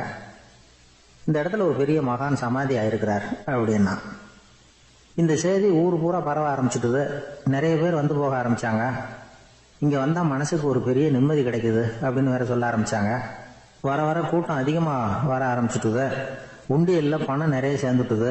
நகையெல்லாம் கூட கழட்டி காணிக்கையாக போட ஆரம்பிச்சுட்டாங்க. அப்பாவை விட மகன் பெரிய ஆளாயிட்டான். இதை கேள்விப்பட்டார் அப்பா. பையனை பார்த்துட்டு வரலாம்னு ஒரு நாள் புறப்பட்டு வந்தார். பையன் ஓஹோன்னு இருக்கிறான். பங்களா, காரு எல்லாம் வந்துட்டுது. எப்படிடா இந்த அளவுக்கு ஆனே அப்படின்னு விசாரிச்சார். அப்பா, எல்லாம் உங்கள் ஆசீர்வாதம் தான். நீங்கள் கொடுத்த மூலதனத்தை வச்சு தான் இவ்வளவும் சம்பாதிச்சேன் அப்படின்னு நான் பையன். அது எப்படிறான்னு விசாரிச்சார். அப்பா, நீங்கள் ஒரு கழுதை குட்டியும் கொஞ்சம் பணமும் என்கிட்ட கொடுத்து அனுப்பி வச்சிங்க. அதை எடுத்துக்கிட்டு வந்தேன். வர்ற வழியில் அந்த கழுதை செத்து போச்சு. உடனே யோசனை பண்ணேன். அந்த கழுதையை இந்த இடத்துல புதைச்சேன். கையில் இருந்த பணத்தை வச்சு மண்டபம் கட்டினேன். மகான் ஒருத்தர் சமாதி ஆயிருக்கார் அப்படின்னு வதந்தியை கிளப்பி விட்டேன். ஜனங்கள்லாம் ஏமாந்து போய் காசை கொண்டாந்து போட ஆரம்பிச்சிட்டாங்க. நான் பொழைச்சிக்கிட்டு இருக்கிறேன் அப்படின்னா. இப்போதான்டா நீ என் புள்ள அப்படின்னு சொல்லி சந்தோஷப்பட்டாரான் அந்த அப்பா. ஏன் அப்படி சொல்றீங்கன்னு கேட்டிருக்கான் பையன். கழுத குட்டியை புதைச்சி மண்டபம் கட்டியிருக்கிற நீ, ஏற்கனவே நம்ம ஊர்ல நாம கட்டியிருக்கிறோமே மண்டபம், அது இந்த கழுதையோட அம்மாவை புதைச்ச இடம். மகான் சமாதி ஆயிருக்காருன்னு நானும் சும்மா கப்சா தான் விட்டுக்கிட்டு இருக்கேன் அப்படின்னாரான் அப்பா. முட்டாள் ஜனங்களை நினைச்சு அந்த 2 பேரும் சத்தம் போட்டு சிரிச்சாங்களாம். மனுஷன் ஏமாத்துறது ரொம்ப சுலபம். என் கூட படிச்ச ஒருத்தன் திடீர்னு ஒரு நாள் எல்லாருக்கும் அருள் வாக்கு சொல்ல ஆரம்பிச்சுட்டான். அவன் ஒரு ஆபீஸ்லயும் வேலை பார்க்கறான். ஆபீஸ்ல உள்ளவங்கெல்லாம் அவங்ககிட்ட வந்து அருள் வாக்கு கேட்கறது வழக்கம். ஒரு நாள் நான் முன்னாடி போய் உட்காந்து பேசிக்கிட்டு இருந்தேன். அப்போ அதே ஆபீஸில் வேலை பார்க்குற ஒருத்தர் அவங்ககிட்ட வந்து, சுவாமி, என் மேஜையில் வச்சிருந்த பேனா திடீர்னு காணாமல் போட்டுது, அது திரும்ப கிடைக்குமா எனக்கு அப்படின்னு கேட்டார். இவன் கண்ணை உருட்டி பார்த்துட்டு, அது உனக்கு கிடைக்காது, புதுசாக வேற ஒன்று வாங்கிக்கப்போ அப்படின்னா. சரின்னு அவர் போயிட்டார். அவர் போனதுக்கு அப்புறம் நான் மெதுவாக இவனை பார்த்து, அது எப்படிடா அது உனக்கு கிடைக்காதுன்னு அவ்வளோ உறுதியாக அவர்கிட்ட சொன்னேன் அப்படின்னு கேட்டேன். இவன் மெதுவாக என் காதுகிட்ட வந்து, அந்த பேனாவை கிளப்புனதே நான் தான் அப்படிங்கிறான். ஒரு ஊர்ல ஒரு ஆள் இருந்தான். தையல் கடை வச்சிருந்தான். அவங்கிட்ட ஒருத்தன் ஒரு சட்டை துணி எடுத்து கொடுத்து தைக்க சொல்லியிருந்தான். வர்ற சனிக்கிழமை வா, வந்து வாங்கிட்டு போ அப்படின்னு அவன் சொல்லியிருந்தான். அதே மாதிரி இவன் வந்தான். அவன் தச்சு வச்சிருந்த சட்டையை கொடுத்தான். இவன் வாங்கி அங்கேயே போட்டு பார்த்தான். கை நீளம் ஒண்ணுக்கு ஒண்ணு வித்தியாசமா இருந்தது. வலது கை இடது பக்கத்தை விட நீளம் குறைச்சலா இருந்தது. அவன் முணுமுணுக்க ஆரம்பிச்சுட்டான். என்ன இது இப்படி தைச்சுட்டியேன்னு. இதுக்கு அவன் சொன்னான், ஐயையோ, இதுக்காகவா சங்கடப்படுறீங்க? வலது கையை மட்டும் கொஞ்சம் உள்ள இழுத்தாப்புல வச்சுக்கிட்டீங்கன்னா சரியா போகுது. மற்றபடி அந்த சட்டையில உள்ள கலை அம்சத்தை கவனிங்க. எவ்வளவு அற்புதமா தைச்சிருக்கேன் பாருங்க. ஒரு சின்ன குறைய வந்து இப்படி எல்லாம் பொருட்படுத்த வேண்டியதில்லை. நான் சொன்னது மாதிரி கையை கொஞ்சம் உள்ள இழுத்தது மாதிரி வச்சுக்கிட்டு நடந்து போங்க, ஜோரா இருக்கும் அப்படின்னா. அவனும் யோசிச்சு பார்த்தான்.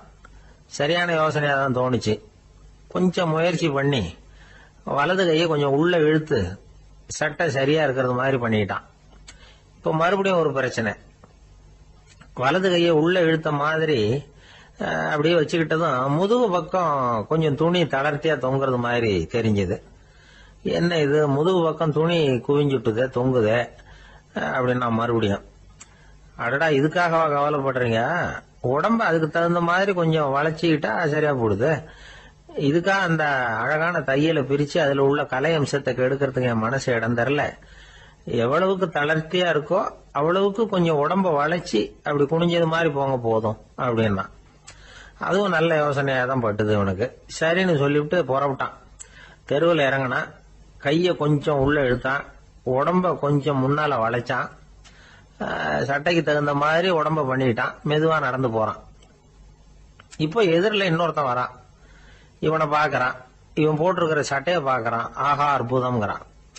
சும்மா சொல்லக்கூடாது, ரொம்ப நல்லா இருக்கு. நிச்சயமா இது இந்த ஊர் மேல தெருவில் இருக்கிற ஒருத்தன் இருக்கானே, அவன் தச்சதா தான் இருக்கணும் அப்படின்னா. இதை கேட்டதும் அவனுக்கு ஆச்சரியம். எப்படி அவ்வளவு கரெக்டா கண்டுபிடிச்சிங்க அப்படின்னு கேட்டிருக்கான். இதுக்கு அந்த வழிபோகன்னு சொன்னானா, அவன் ரொம்ப கெட்டிக்காரன். உங்களை மாதிரி உடம்பும் கையும் வளைஞ்சு போன ஒரு ஆசாமிக்கு அவனை தவிர வேற யாராலேயும் இவ்வளவு பொருத்தமான ஒரு சட்டையை தைக்க முடியாது அப்படின்னானா. பாருங்க, அவனுக்காக இவன் அனுசரிக்க போய் இவனோட நிலைமை எப்படி ஆயிடுது பாருங்க. இதே மாதிரிதான் சில சடங்குகளும் சம்பிரதாயங்களும் நம்மளை கோமாளி ஆக்கி விட்டுரும். எதுவா இருந்தாலும் அதுல அறிவுபூர்வமான அணுகுமுறை அவசியம். ஒரு நர்ஸ் அவசரமா ஓடி டாக்டர் கிட்ட சொல்லிச்சான், டாக்டர் ஒரு தப்பு நடந்து போச்சு. 10ஆம் நம்பர் பெட்ல இருக்கிற பேஷண்ட்டுக்கு காலில் ஆபரேஷன் பண்றதுக்கு பதிலாக கையில ஆபரேஷன் பண்ணி விட்டீங்க. கை ஆபரேஷன் பண்ணிக்க வேண்டிய ஆள் 7ஆம் நம்பர் பெட்ல இருக்கார் அப்படின்னு தான். அதுக்கு ஒரு பதட்டப்படாம சொன்னாராம், பரவாயில்ல இவரை தூக்கி 7ஆம் நம்பர் பெட்ல போட்டுரு அப்படின்னு. ஒருத்தர் ஓடி வந்தார். இன்னொருத்தரை பார்த்து, சார் உங்க சைக்கிளை ஒரு நாள் இரவல் கொடுங்களேன், பக்கத்து ஊருக்கு போயிட்டு வர வேண்டியிருக்கு அப்படின்னார். இவர் சைக்கிளை கொடுத்து பத்திரமா கொண்டுட்டு போங்கன்னார். சார் இதை பத்திரமா கொண்டு போறேன், கவலையே வேணாம், ஏன்னா இது உங்களோட சைக்கிள் அப்படின்னு நான் நினைக்கல, என்னோட சைக்கிளா நினைக்கிறேன் அப்படின்னார். அதுக்கப்புறம் தான் இவருக்கு உண்மையாவே பயம் வந்துட்டுது. ஏன்னா அவர் சொன்னது மாதிரி அதை தன்னோட சைக்கிளாவே நினைச்சு தள்ளிட்டு போட்டா என்ன பண்றது. எது எதை நம்முடையதா நினைக்கணுங்கிறதுக்கு ஒரு வரையறை இருக்கு. சில பேர் ஆபீஸையே வீடா நினைச்சு விடுறது உண்டு. அப்படிப்பட்டவங்க கூட வீட்டை ஆபீஸா நினைக்கிறது இல்லை. ஏன்னா வீட்டில் இவர் ஆபீசரா நடந்துக்க முடியறதில்லை. இதெல்லாம் ஒரு பக்கம் இருக்கட்டும், இப்போ விஷயத்துக்கு வருவோம்.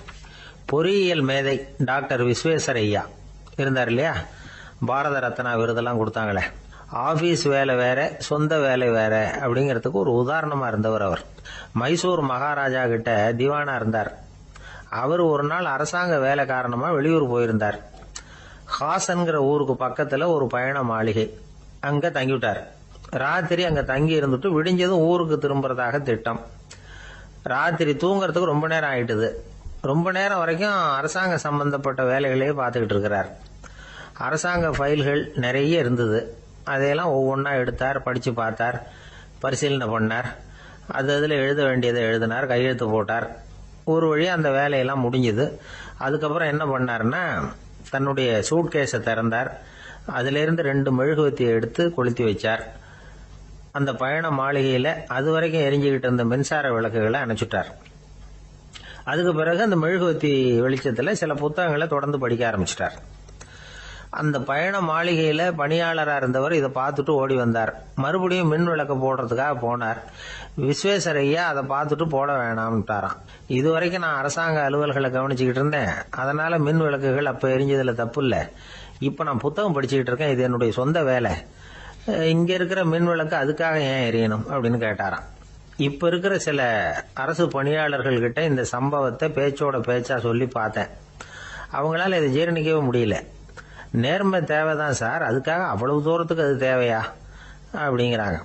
விஸ்வேஸ்வரய்யா அப்படி பண்ணினது தான் ஒரு நேர்மையாளர் அப்படின்னு இந்த உலகத்துக்கு நிரூபிக்கணுங்கிறதுக்காக இல்ல. தான் அப்படி நடந்து காட்டினா தன்னை சுத்தி இருக்கிறவங்களும் அதை கேள்விப்படுறவங்களும் முடிஞ்ச அளவுக்கு பொது வாழ்க்கையில அரசு பணியில நேர்மையை கடைபிடிக்க முயற்சி பண்ணலாமே அப்படிங்கிறதுக்காகத்தான். இப்பவும் சில பேர் இருக்கிறாங்க, இவங்க ஆபீஸ் வேற வீடு வேறன்னு நினைக்கிறது இல்ல, அவ்வளவு உரிமை. ஒருத்தர் அப்படிதான், அவருக்கு அவசரமா 5000 ரூபாய் தேவைப்பட்டது. ஆபீஸ் பணத்தை எடுத்துக்கிட்டார். அந்த நேரம் பார்த்து ஆடிட் வந்துட்டுது. ஆப்பிட்டுக்கிட்டார். விசாரணை நடக்குது. அவர் சொல்றார், சார் நான் நேரம் காலம் பார்க்காம ஆபீஸ்ல வேலை செய்வேன், ஏன்னா அதை என்னோட ஆபீஸா நினைக்கிறேன். அவசரத்துக்கு அந்த பணத்தை எடுத்தேன், மறுபடியும் வச்சுடலாம்னு தான் இருந்தேன், அதுக்குள்ள இப்படி ஆயிட்டுது. நீங்க என்ன நினைச்சாலும் சரி, நான் ஆபீஸ் வேற வீடு வேற அப்படின்னு நினைக்கிறது இல்ல, அது என்னோட சுபாவம் அப்படின்னார். விசாரணை பண்ணவர் தீர்ப்பு வழங்கினார். உங்க சுபாவத்துக்கு மதிப்பு கொடுத்து நானும் தீர்ப்பு வழங்குறேன்.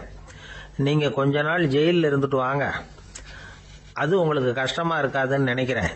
ஏன்னா அங்க போனாலும் நீங்க உங்க சுபாவப்படி வீடு வேற ஜெயில் வேறன்னு நினைக்க மாட்டீங்க அப்படின்னா. சில பேரை இப்படி சொல்றது உண்டு. அடுத்தவங்களை அனுசரித்து நடந்துக்க தெரியல, அவன் என்ன சார் மனுஷன் அப்படிம்பாங்க. சக மனிதர்களோட எப்படி பழகிறது அப்படின்னு தெரியாததுனாலேயே பல பேர் இன்னைக்கு சங்கடப்பட்டுக்கிட்டு இருக்கிறாங்க. வசதி வாய்ப்பெல்லாம் சரியா இருக்கும், ஆனால் வாழ்க்கை சரியா இருக்காது. இன்னொருத்தர்கிட்ட எப்படி பேசுறது பழகிறதுங்கிறது தெரியாததுனால தான் இந்த அவஸ்தை. சரி, இந்த அவஸ்தை இல்லாமல் வாழறது எப்படி? இதுக்கு அனுபவசாலிகள் சில வழிமுறைகளை சொல்றாங்க. அதெல்லாம் என்னென்னங்கிறத இப்போ தெரிஞ்சுக்குவோம். முதல்ல நம்ம நாக்கு நம்ம கண்ட்ரோலில் இருக்கணும். வார்த்தைகளை கொட்டிவிட்டு அதுக்கப்புறம் அள்ள முடியாமல் கடந்து கஷ்டப்படக்கூடாது. எப்படி பேசுகிறோங்கிறதும் முக்கியம், பேசுகிறப்ப எப்படி முகத்தை வச்சிருக்கிறோங்கிறதும் முக்கியம். அன்பாக பேசினாலும் நல்லா இருக்கும். அப்படி பேசுகிறப்ப ஆதரவாக அவர் தோள் மேலே ஒரு கையை போட்டுக்கிட்டு பேசினா இன்னமும் நல்லா இருக்கும். ரெண்டாவது விஷயம், இன்னொருத்தர்கிட்ட பேசுகிறப்போ வாக்குறுதிகளை அள்ளி வீசக்கூடாது. கொடுக்குற வாக்குறுதி குறைச்சலாக இருக்கணும்.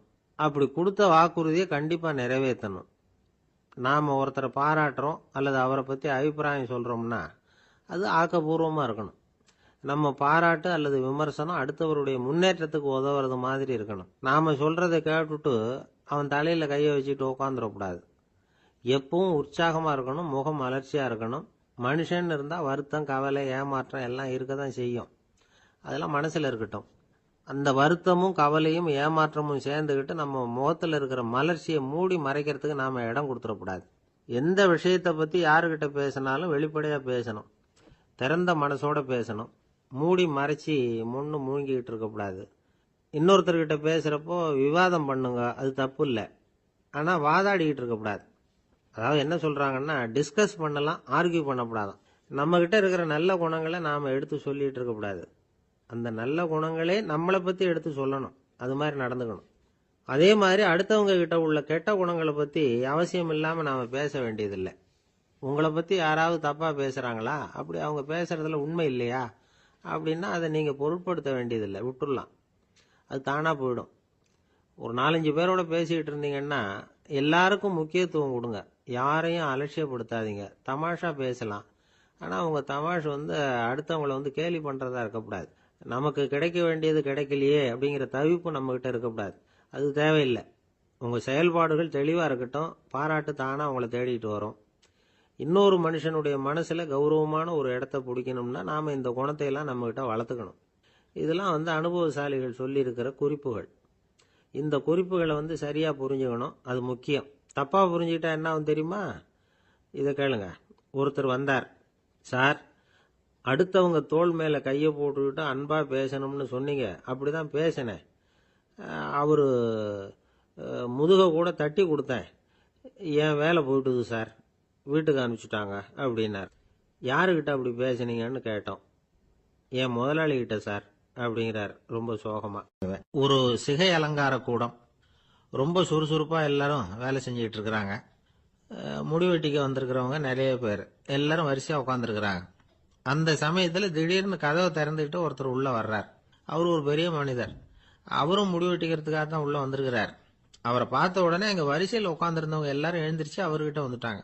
அவரை சுற்றி நின்றுட்டாங்க. எப்படி இருக்கிறீங்க, நல்லா இருக்கீங்களா அப்படின்னு விசாரிக்க ஆரம்பிச்சிட்டாங்க. எல்லாம் முடிஞ்சதும் வந்தவர் கேட்டார், வரிசையில் கடைசியாக இருக்கிறவர் யார் அப்படின்னு கேட்டார். ஏன்னு கேட்டாங்க. நான் அதுக்கு அடுத்தபடியாக உட்காரணும், அதுக்காக தான் கேட்குறேன் அப்படின்னார். உடனே அங்கே இருந்தவங்கெல்லாம் என்ன சொன்னாங்க தெரியுமா? நீங்கள் வரிசையில் காத்திருக்கக்கூடாது, நீங்கள் அரசாங்கத்தின் தலைவர், உங்களுக்கு நேரம் முக்கியம், அதனால் நீங்கள் முன்னாடி போங்க அப்படின்னு சொன்னாங்க. ஆனால் அதை அவர் கேட்கல. தோழர்களே, உங்களுடைய கருத்துக்கு ரொம்ப நன்றி. எல்லாரும் வரிசையாக தான் வரணும், அதுதான் முறை. வரிசையில் வரணுங்கிற நடைமுறையை நானும் பின்பற்ற விரும்புகிறேன். நாம் எல்லாரும் சமமானவர்கள் அப்படின்னார். இப்படி சொல்லிவிட்டு வரிசையில் கடைசியாக இருந்த ஒரு நாற்காலியில் போய் உட்காந்துக்கிட்டார்.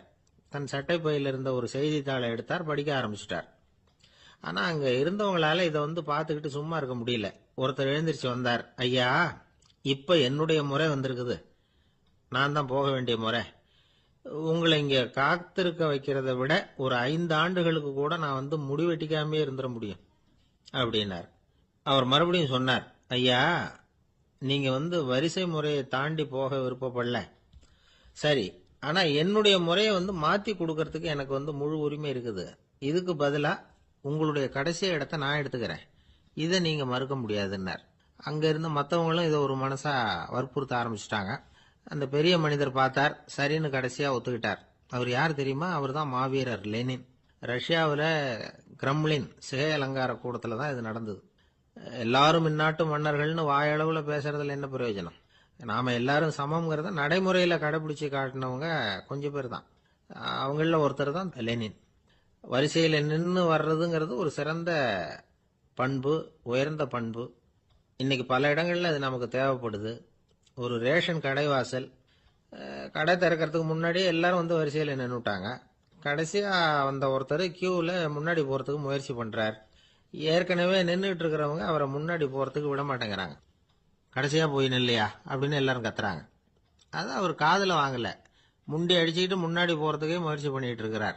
எல்லாரும் சேர்ந்து அவரை வலுக்கட்டாயமா இழுத்து கொண்டாந்து பின்னாடி கொண்டு போய் நிறுத்திவிட்டாங்க. நிறுத்திவிட்டு சொன்னாங்க, இதை பாருப்பா, நாங்க இருக்கிற வரைக்கும் நீங்க முன்னாடி போய் எதையும் வாங்க முடியாது, தெரிஞ்சுக்கோ அப்படின்னாங்க. இப்போ அந்த ஆள் சொன்னாராம், நான் இங்க பின்னாடி நிக்கிற வரைக்கும் நீங்களும் எதுவும் வாங்க முடியாது அப்படின்னாராம். ஏன்னு கேட்டிருக்கிறாங்க. நான் தான் அந்த கடையை திறக்க வேண்டிய ஆள் அப்படின்னா. அங்க நபிகள் நாயகம் உட்கார்ந்துருக்கிறார். அந்த சமயம் அம்மா அங்க வர்றாங்க. அவங்க கையில திராட்சை பழ கொத்து, அதை கொண்டுகிட்டு வந்து நபிகள் கிட்ட கொடுக்குறாங்க. சாப்பிடுங்க அப்படின்னு சொல்லி ரொம்ப அன்பா வேண்டிக்கிறாங்க. நபிகள் நாயகமும் ரொம்ப பிரியமா அதை வாங்கிக்கிட்டார். அதுக்கப்புறம் அதை சாப்பிட ஆரம்பிச்சார். நபிகள் நாயகம் மதீனாவில் தங்கி இருந்தப்போ இது மாதிரி நிறைய பேர் பழங்களையும் தின்பண்டங்களையும் கொண்டுகிட்டு வந்து கொடுக்கறது வழக்கம். நபிகள் நாயகம் என்ன பண்ணுவார்னா அதையெல்லாம் வாங்குவார். உடனே பக்கத்தில் இருக்கிற தோழர்கள் எல்லாருக்கும் பகிர்ந்து கொடுப்பார், தானும் சாப்பிடுவார். இதுதான் எப்போதும் வழக்கம். ஆனா இந்த தடவை என்னாச்சு தெரியுமா? அவர் அப்படி பண்ணல. ஒவ்வொரு பழமா எடுத்து தானே சாப்பிட்டுக்கிட்டு இருக்கிறார். அவர் விருப்பமா சாப்பிடுகிற காட்சியை ஆசை தீர பார்த்துக்கிட்டு இருந்தாங்க அந்த வயசான அம்மா, அந்த பழத்தை கொடுத்தவங்க. அவங்களுக்கு ரொம்ப மகிழ்ச்சியா இருந்தது, மன நிறைவா இருந்தது. நாம ஆசையா கொண்டுகிட்டு வந்து கொடுக்குற பழத்தை நபிகள் நாயகம் இவ்வளவு பிரியமா சாப்பிடுறாரே அப்படின்னு நினைச்சு ரொம்ப சந்தோஷப்பட்டாங்க. அதுக்கப்புறம் அங்கிருந்து அவங்க புறப்பட்டு போயிட்டாங்க. இந்த அம்மா போனதுக்கு அப்புறம் பக்கத்தில் இருந்த தோழர்கள் பேச ஆரம்பிச்சாங்க. ஏன்னா அவங்களுக்கு சந்தேகம், இன்னைக்கு வித்தியாசமா நடந்துகிட்டாரே அப்படின்னு. அண்ணலே, எது உங்களுக்கு வந்தாலும் எங்க எல்லாருக்கும் கொடுத்துட்டு தான் நீங்க சாப்பிடுவீங்க. இன்னைக்கு மட்டும் நீங்க அப்படி செய்யலையே, எல்லா பழத்தையும் நீங்களே சாப்பிட்டீங்களே, அதுக்கு என்ன காரணம் அப்படின்னு கேட்டாங்க. இப்படி கேட்கறதுனால நாயகம் அதை தப்பா புரிஞ்சுக்க மாட்டார் அப்படிங்கறது அவங்களுக்கு தெரியும். யாரும் எதையும் அவர்கிட்ட கேட்கலாம், அப்படி கேட்கறதுக்கு உரிமை உண்டு. இந்த ஜனநாயக முறைகளுக்கு அவர்கள் கொடுத்த மரியாதை இது. தோழர்களின் கேள்விக்கு நபிகள் பதில் சொல்ல ஆரம்பிச்சார். நண்பர்களே, அந்த அம்மா ரொம்ப பிரியமா அந்த பழங்களை என்கிட்ட கொண்டுகிட்டு வந்து கொடுத்தாங்க. முதல்ல ஒரு பழத்தை எடுத்து வாயில போட்டு பார்த்தேன். அது ரொம்ப புளிப்பா இருந்தது, சாப்பிடுறது ரொம்ப கஷ்டம். உங்ககிட்ட யாருக்காவது அதை கொடுத்திருந்தா அதுல வாயில போட்டதும் புளிப்பு தாங்காம முகம் சுழிச்சிருப்பீங்க. அதை அந்த அம்மா பார்த்துட்டாங்கன்னா வருத்தப்பட்டிருப்பாங்க. ஆசையா கொண்டுகிட்டு வந்து நமக்கு கொடுத்துருக்குறாங்க. அவங்க அன்பான மனசை நோகடிக்கிறதுக்கு நான் விருப்பப்படலை. அதனால முகம் சுளிக்காம சாப்பிடணுமேங்கிறதுக்காகத்தான் அந்த பழங்கள் பூராவே நானே சாப்பிட்டுட்டேன் அப்படின்னு புன்முறுவலோட பதில் சொன்னாராம் நபிகள் நாயகம். இன்னொருத்தர் மனசு புண்படக்கூடாதுங்கிறதுக்காக புளிப்பையும் இனிப்பா ஏற்றுக்கொள்ளுகிற பண்பாடு இருக்கு பாருங்க, அது ஒரு பெரிய நாகரிகம். அது எல்லாருக்கும் சுலபமா வந்துடாது. நல்லா இருக்கிற பழத்தையே என்ன இவ்வளவு மோசமா இருக்கேன்னு சொல்லுகிறவர்கள் தான் நம்ம கிட்ட அதிகம். இந்த காலத்துல இல்வாழ்க்கையில இந்த நாகரிகத்தை சில பேர் கடைபிடிக்கிறது உண்டு. நல்லா இருக்க இல்லையோ முகம் சுளிக்காம சாப்பிட்டுருவாங்க. ஏன்னு கேட்டா, எதுக்காக சார் வீண் வம்பு, ஏதோ நமக்குன்னு கொடுத்து வச்சது அவ்வளவுதான் அப்படின்னு நினைச்சுக்கிட்டு போக வேண்டியது தானே அப்படிம்பாங்க. இவங்கெல்லாம் கூட ஒரு விதத்துல பண்பாடு தெரிஞ்சவர்கள் தான்.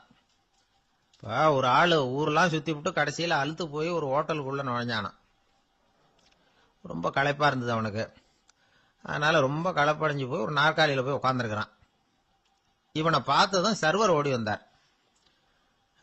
சார் உங்களுக்கு என்ன வேணும்னு கேட்டார். எனக்கு தேவை 2 தோசையும் கொஞ்சம் அன்பான வார்த்தைகளும் அப்படின்னா. சர்வர் உள்ள போனார், 2 தோசையை கொண்டாந்து வச்சார். அன்பான வார்த்தை கேட்டனே அப்படின்னா இவன். சர்வர் ரொம்ப பணிவா குனிஞ்சு இவன் காதோரமா சொன்னார், ஐயா, இந்த தோசையை சாப்பிட்றாதீங்க, புளிச்சு போன பழைய மாவு அப்படின்னார். இது பாருங்க, அன்பான வார்த்தையும் 2 தோசையும் கேட்டார், கொண்டாந்து கொடுத்துட்டார். இப்படி இருக்கிறவர்களும் இன்றைய மனிதர்கள்ல அதிகம். அதனால மனிதர்கள் ஒவ்வொருத்தரும் ஒவ்வொரு விதம். நம்ம கிட்ட பிரியமா நடந்துகிறவர்கள் மனம் கோணும்படி நாம் நடந்து கொள்ளக்கூடாது அப்படிங்கிறது தான் நபிகள் நாயகம் அவருடைய செயல் மூலமா நமக்கு உணர்த்தி இருக்கிற வாழ்வியல் உண்மை. ஒரு நண்பர் அவசர அவசரமா என்கிட்ட ஓடி வந்தார். அப்புறம் சொன்னார், என்னால நம்பவே முடியல சார், என் பையனா இப்படி அப்படின்னு சொல்லி ஆச்சரியப்பட்டார். உங்க பையன் அப்படி என்னதான் செஞ்சுட்டான்னு கேட்டேன். என்னால முடியாத ஒரு காரியத்தை அவன் சுலபமா செஞ்சுட்டான் சார் அப்படின்னார். அது என்ன, உங்களால முடியாத காரியத்தை அவன் செஞ்சுட்டாங்கிறீங்க, அது என்ன காரியம்னு தான் சொல்லுங்களேன். என்ன, 5ஆம் வகுப்புல அவன் ஒரே தடவையில பாஸ் ஆயிட்டான் சார், அதாவது ஒரே அட்டம்ப்ட்ல பாஸ் ஆயிருக்கிறான் அப்படின்னார். மூச்சு வாங்க. கஷ்டப்பட்டு பரீட்சை எழுதினவன் அவன், இவருக்கு மூச்சு வாங்குது. நம்மால செய்ய முடியாத ஒரு காரியத்தை இன்னொருத்தர் செய்யும் போது அது நமக்கு ஆச்சரியமா தெரியுது. இப்ப சர்க்கஸ் பாக்குறோம், அங்க ஒருத்தர் அந்த இடத்துல தொங்குறார். அதை பாக்குறப்போ அது நமக்கு ஆச்சரியமா தெரியுது. ஏன்னா அது மாதிரி அந்த இடத்துல தொங்குறதுங்கிறது நம்மால முடியாத காரியம். நம்மால முடியாத ஒன்ன அடுத்த ஒருத்தர் ரொம்ப சுலபமா செய்யறப்போ நாம மருள்வது இயற்கை. இதைத்தான் தொல்காப்பியம் மருட்கை அப்படின்னு சொல்லுது. இந்த வியப்பு இருக்குதே, இது 4 வகையில ஏற்படுதான். அதையும் தொல்காப்பியம் தான் சொல்லுது. அது என்ன 4 வகை அப்படின்னா, முதல் வகை எப்படின்னா புதுமையான அரிய செயல்களை செய்வது. 2வது வகை என்னன்னா பெரிய செயல்களை செய்யறது. 3வது வகை எப்படின்னா மிக நுட்பமான செயல்களை செய்யறது. 4வது வகை ஆக்கம் தரும் செயல்களை செய்யறது. புதுமை, பெருமை, சிறுமை, ஆக்கமோடு மதினம் சாலா மருட்கை 4 அப்படிங்கிறது தொல்காப்பியம். இன்னைக்கு விஞ்ஞானம் புதுசு புதுசா எதையோ கண்டுபிடிச்சுக்கிட்டு இருக்குது. அந்த கண்டுபிடிப்புகளை எல்லாம் பாக்குறப்போ ஆரம்பத்துல ஆச்சரியமா இருக்கு, அதுக்கப்புறம் நமக்கு பழகி போடுது. இப்போ வானொலி பெட்டி புதுசா வந்தப்போ அதை சுற்றி எவ்வளவு கும்பல், ஒரு பெட்டி பேசுது அப்படிங்கிறது எவ்வளவு வியப்புக்குரிய விஷயம். இப்ப யாரும் வானொலி பெட்டியை ரொம்ப ஆச்சரியத்தோட பாக்குறது இல்ல. வச்சிருந்தாதான் ஆச்சரியமா பார்ப்பாங்க சில பேர், இந்த காலத்துல இப்படி வச்சிருக்கிறாரேன்னு சொல்லி. மாறா அதை அலட்சியமாவும் பார்க்க ஆரம்பிச்சுட்டாங்க. மதினம் சாலா மருட்கை அப்படின்னு ஒரு சொற்றொடர் வருது பாருங்க, அதுல கருத்தாழம் உண்டு. எதை பத்தியும் போதுமான அளவு புரிஞ்சிக்காதப்போ ஒருத்தர் ஆச்சரியப்படுறார். புரிஞ்சுகிட்டதுக்கு அப்புறம் ஆச்சரியம் மறைஞ்சு போடுது. மிக நுட்பமான செயல்களும் நம்மளை ஆச்சரியப்பட வைக்குது. ஒரு அரிசியில ஒரு திருக்குறள் எழுதி காட்டுறாங்க, ஒரு முட்டை ஓட்டுக்குள்ள ஓவியம் தீட்டி காட்டுறாங்க. கருங்கல் சிற்பங்கள்ல எவ்வளவு நுட்பமான வேலைப்பாடுகள், அதையெல்லாம் பார்த்து ஆச்சரியப்படுறோம். இது மாதிரியே ஆக்கப்பூர்வமான செயல்களும் நம்மளை வியப்பில் ஆழ்த்தும். குப்பை கூலங்களை கூட வாழ்க்கைக்கு பயன்படுகிற பொருளா மாற்றுகிறவர்கள் இருக்கிறாங்க. அவங்களுடைய செயல் நமக்கு ஆச்சரியத்தை தருது. இடைக்காட்டு சித்தர்னு ஒருத்தர் இருந்தார். அவர் பாடிய 30 நூல்ல ஒரு பாட்டு வருது. ஆற்றல் பிறர் அறிதலின் ஆகம் கிளர்வு உறுதலின் கற்று அறிபாணர் கெழுமிய கோடலின் தோற்றம் உருகவே போற்றல் சால் வியப்பே. ஒருத்தருடைய ஆற்றல் தெரியாமல் இருந்தது, அவருடைய அரிய செயல்களை பார்க்கும் பொழுது வியப்பா இருந்தது, மனசுக்குள்ள கிளர்ச்சி. பாவலர்கள் இவர்கள் புகழப்பாடி மற்றவர்களும் தெரிந்து கொள்ளுமாறு செய்கிறார்கள். ஆக எல்லா வகையிலுமே மக்கள் தங்களுடைய வாழ்க்கையில முன்னேறுவதற்கு வழிகாட்டுகிற ஒரு மெய்ப்பாடு தான் வியப்புங்கிறது. இன்னைக்கு இளைஞர்கள் இதை நல்லா புரிஞ்சுக்கணும். ஆச்சரியப்படுங்கள், ஆச்சரியப்பட வைப்பீர்கள். இந்த காலத்துல நம்ம எப்படி எல்லாமோ ஆச்சரியப்பட வைக்கிற அதிசய மனிதர்கள் இருக்கிறாங்க. ஒரு ஆளை பிடிச்சி ஜெயிலுக்கு கொண்டுட்டு வந்தாங்க. சிறை அதிகாரி அவனை ரொம்பவும் ஆச்சரியமா பார்த்தார். இவன் கேட்டான், ஏன் சார் அப்படி பாக்குறீங்க, நான் இப்ப இங்க வந்தது உங்களுக்கு ஆச்சரியமா இருக்கா அப்படின்னு கேட்டான். இதுக்கு சிறை அதிகாரி சொன்னார், நீ இப்போ இங்க வந்ததுல எனக்கு ஒன்னும் ஆச்சரியம் இல்லப்பா, ஏற்கனவே நீ இங்கிருந்து விடுதலை ஆகி போய் 6 மாசம் ஆச்சு, இவ்வளவு லேட்டா திரும்பி வர்றியா, அதுதான் எனக்கு ஆச்சரியம் அப்படின்னாராம். இது ஒரு வகையான ஆச்சரியம். ஆனா வாழ்க்கையில வியப்புங்கிறது ஒரு தேவைப்படுகிற மெய்ப்பாடு. ஆச்சரியப்படுவோம், ஆச்சரியப்பட வைப்போம். அப்படி இந்த உண்மையை புரிந்து கொண்டோம்னா நம்ம வாழ்க்கையில வெற்றி நிச்சயம். பிரிட்டிஷ் ஆட்சி நடந்துகிட்டு இருந்த காலம் 1920களின் கடைசி. அப்போ நடந்த ஒரு உண்மை நிகழ்ச்சி இது. ஒரு கல்யாண மாப்பிள்ளை ரயில்ல இறங்க போறார். அவரை வரவேற்க ஒரு ராஜ குடும்பமே காத்துக்கிட்டு இருக்குது. மங்களூர்ல இருந்து வந்து இறங்குற அந்த மாப்பிள்ளை யார் தெரியுமா? ஒரு நாய். உண்மைதான், அந்த நாய்க்கு தான் கல்யாணம். சுதேசி சமஸ்தானத்து மன்னர்கள்ல ஒருத்தர் ஜூனாகட் மகாராஜா. அவரோட வளர்ப்பு நாய் ரோஷனாரா. அதுக்கு கல்யாணம் பண்ணி வைக்கணும்னு ஆசைப்பட்டார். மாப்பிள்ளை தேடினார். மங்களூர் மகாராஜாவோட வளர்ப்பு நாய் ஒன்னு இருந்தது, பேரு பாபி. இது ரெண்டுக்கும் கல்யாணம் நடத்த முடிவு பண்ணார். திருமணத்துக்கு வேண்டிய எல்லா ஏற்பாடுகளையும் பண்ணுங்க அப்படின்னு உத்தரவு போட்டார். ஆயிரக்கணக்கான அழைப்புதழ்கள், பல சமஸ்தான மன்னர்கள், ஜமீன்தார்கள், பிரிட்டிஷ் அதிகாரிகள், பெரிய பணக்காரங்க, இப்படி நிறைய பேருக்கு அழைப்புதழ்கள் அனுப்பி வச்சாங்க. பத்திரிகையை பார்த்தவங்க எல்லாம் திகைச்சு போயிட்டாங்களாம். இருந்தாலும் என்ன பண்றது, ராஜாவே அழைக்கிறார், போகாம இருக்க முடியுமா? அந்த சமயத்துல நாட்டின் கவர்னர் ஜெனரலா இருந்தவர் இர்வின் பிரபு, அவருக்கும் ஒரு பத்திரிகை போயிருக்குது. வாங்கி பார்த்ததும் அவருக்கு பயங்கர எரிச்சல். உடனே குப்பை தொட்டியில போட்டுட்டாராம். மாட்சிமை தங்கிய பிரிட்டன் சக்கரவர்த்தியின் பிரதிநிதியான தன்னை கேவலம் ஒரு நாயின் திருமணத்துக்காக அழைக்கிறதா அப்படின்னு அவருக்கு ஆத்திரம். இருந்தாலும் கல்யாணம் பிரமாதமா நடந்துதான். கல்யாணத்தன்னைக்கு பொண்ணுக்கு ஸ்பெஷல் குளியல், தண்ணீருக்கு பதிலாக வாசனை திரவியங்கள், பன்னீர், குளிச்சதுக்கு அப்புறம் அலங்காரம், வைர மாலை, முத்து மாலை, ஏகப்பட்ட அலங்காரம். மாப்பிள்ளைய அழைக்கிறதுக்கு ரயில்வே ஸ்டேஷன்ல ராஜ குடும்பமே காத்துக்கிட்டு இருக்குது. அவங்களோட வளர்ப்பு நாய்கள் 250. அத்தனை நாய்களுக்கும் பட்டு துணி போத்தி இருக்குது. முத்து வடங்கள் அணிவிச்சிருக்கிறாங்க. எல்லாம் ராஜ நாய்கள்.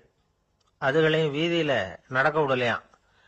அதுகளை சுமந்துகிட்டு போக அலங்கரிக்கப்பட்ட யானைகள் காத்துக்கிட்டு இருக்குதாம். மாப்பிள்ளைக்கு வரவேற்பு எப்படி தெரியுமா? அது நடந்து வர்ற பாதை பூரா ரத்தன கம்பளம் விரிச்சிருக்குது. 2 பக்கமும் ராஜாங்க அதிகாரிகள் கைகட்டி நிக்கிறாங்க. அரசு படை வீரர்கள் அணிவகுப்பு மரியாதை செலுத்துறாங்க. அந்த நாய் ராஜ மரியாதையோட நடந்து வருது. நகையெல்லாம் போட்டுக்கிட்டு வருது.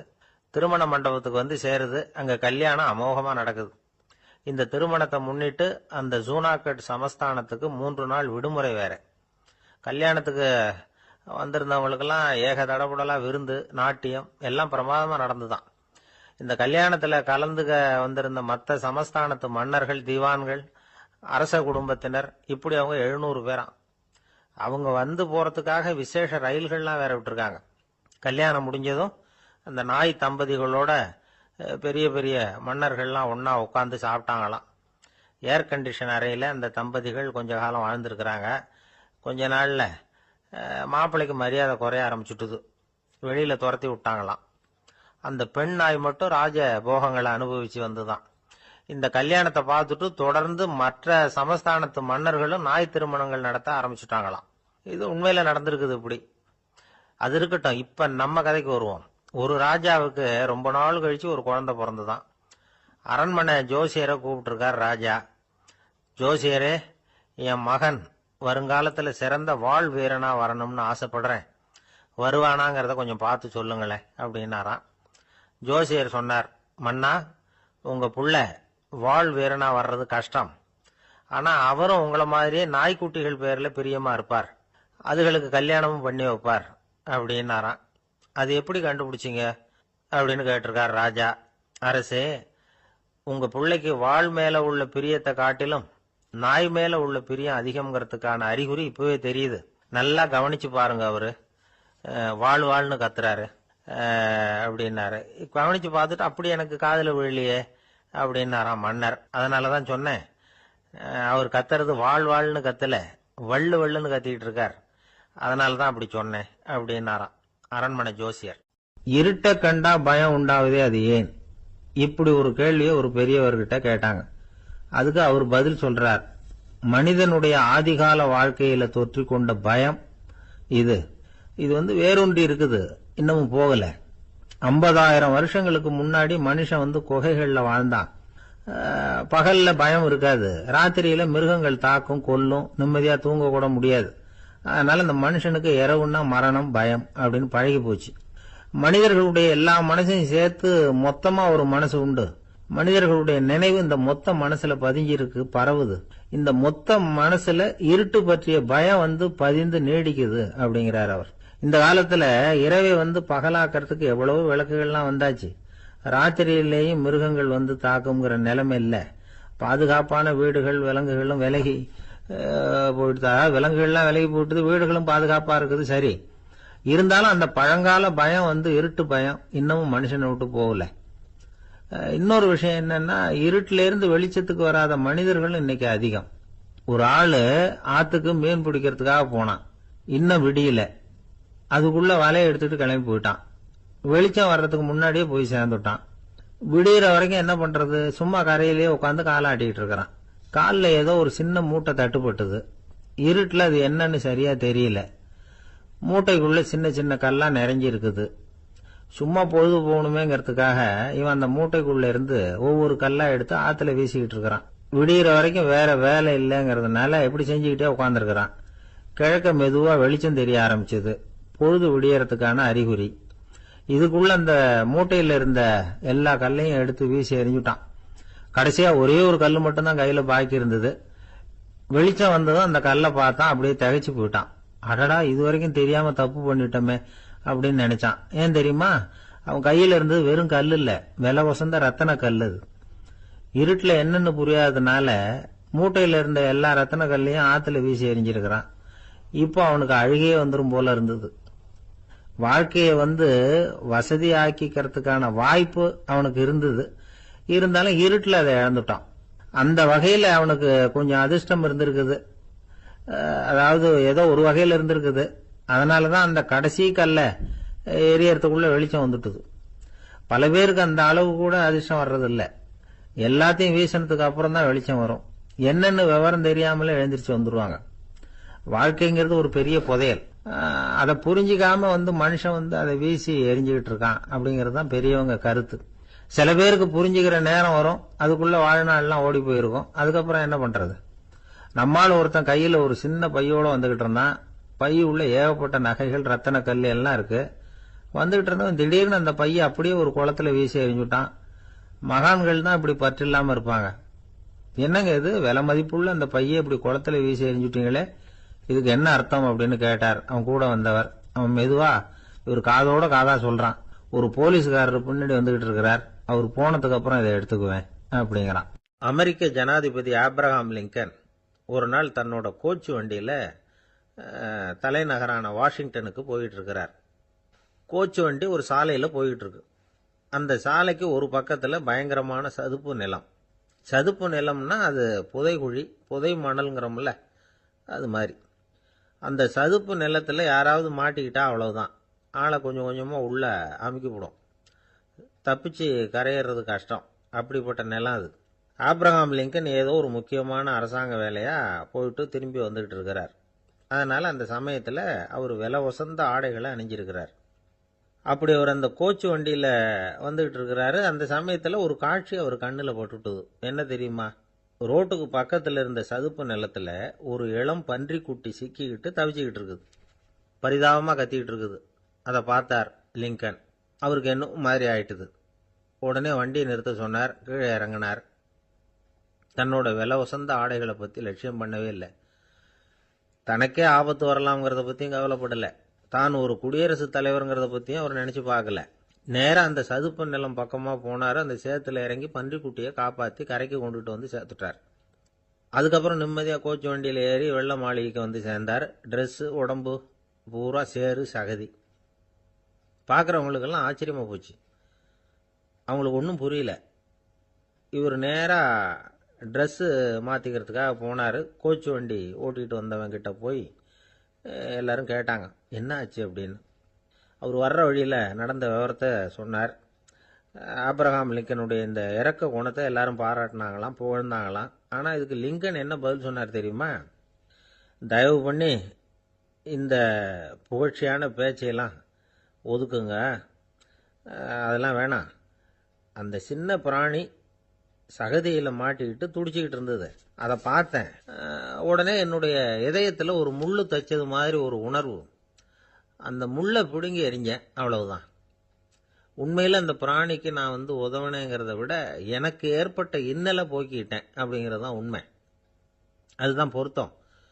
அப்படி இருக்கிறப்போ இதில் புகழறதுக்கு என்ன இருக்குது அப்படின்னாராம் ஆப்ரஹாம் லிங்கன். எவ்வளவு யதார்த்தமான வார்த்தைகள் பாருங்க.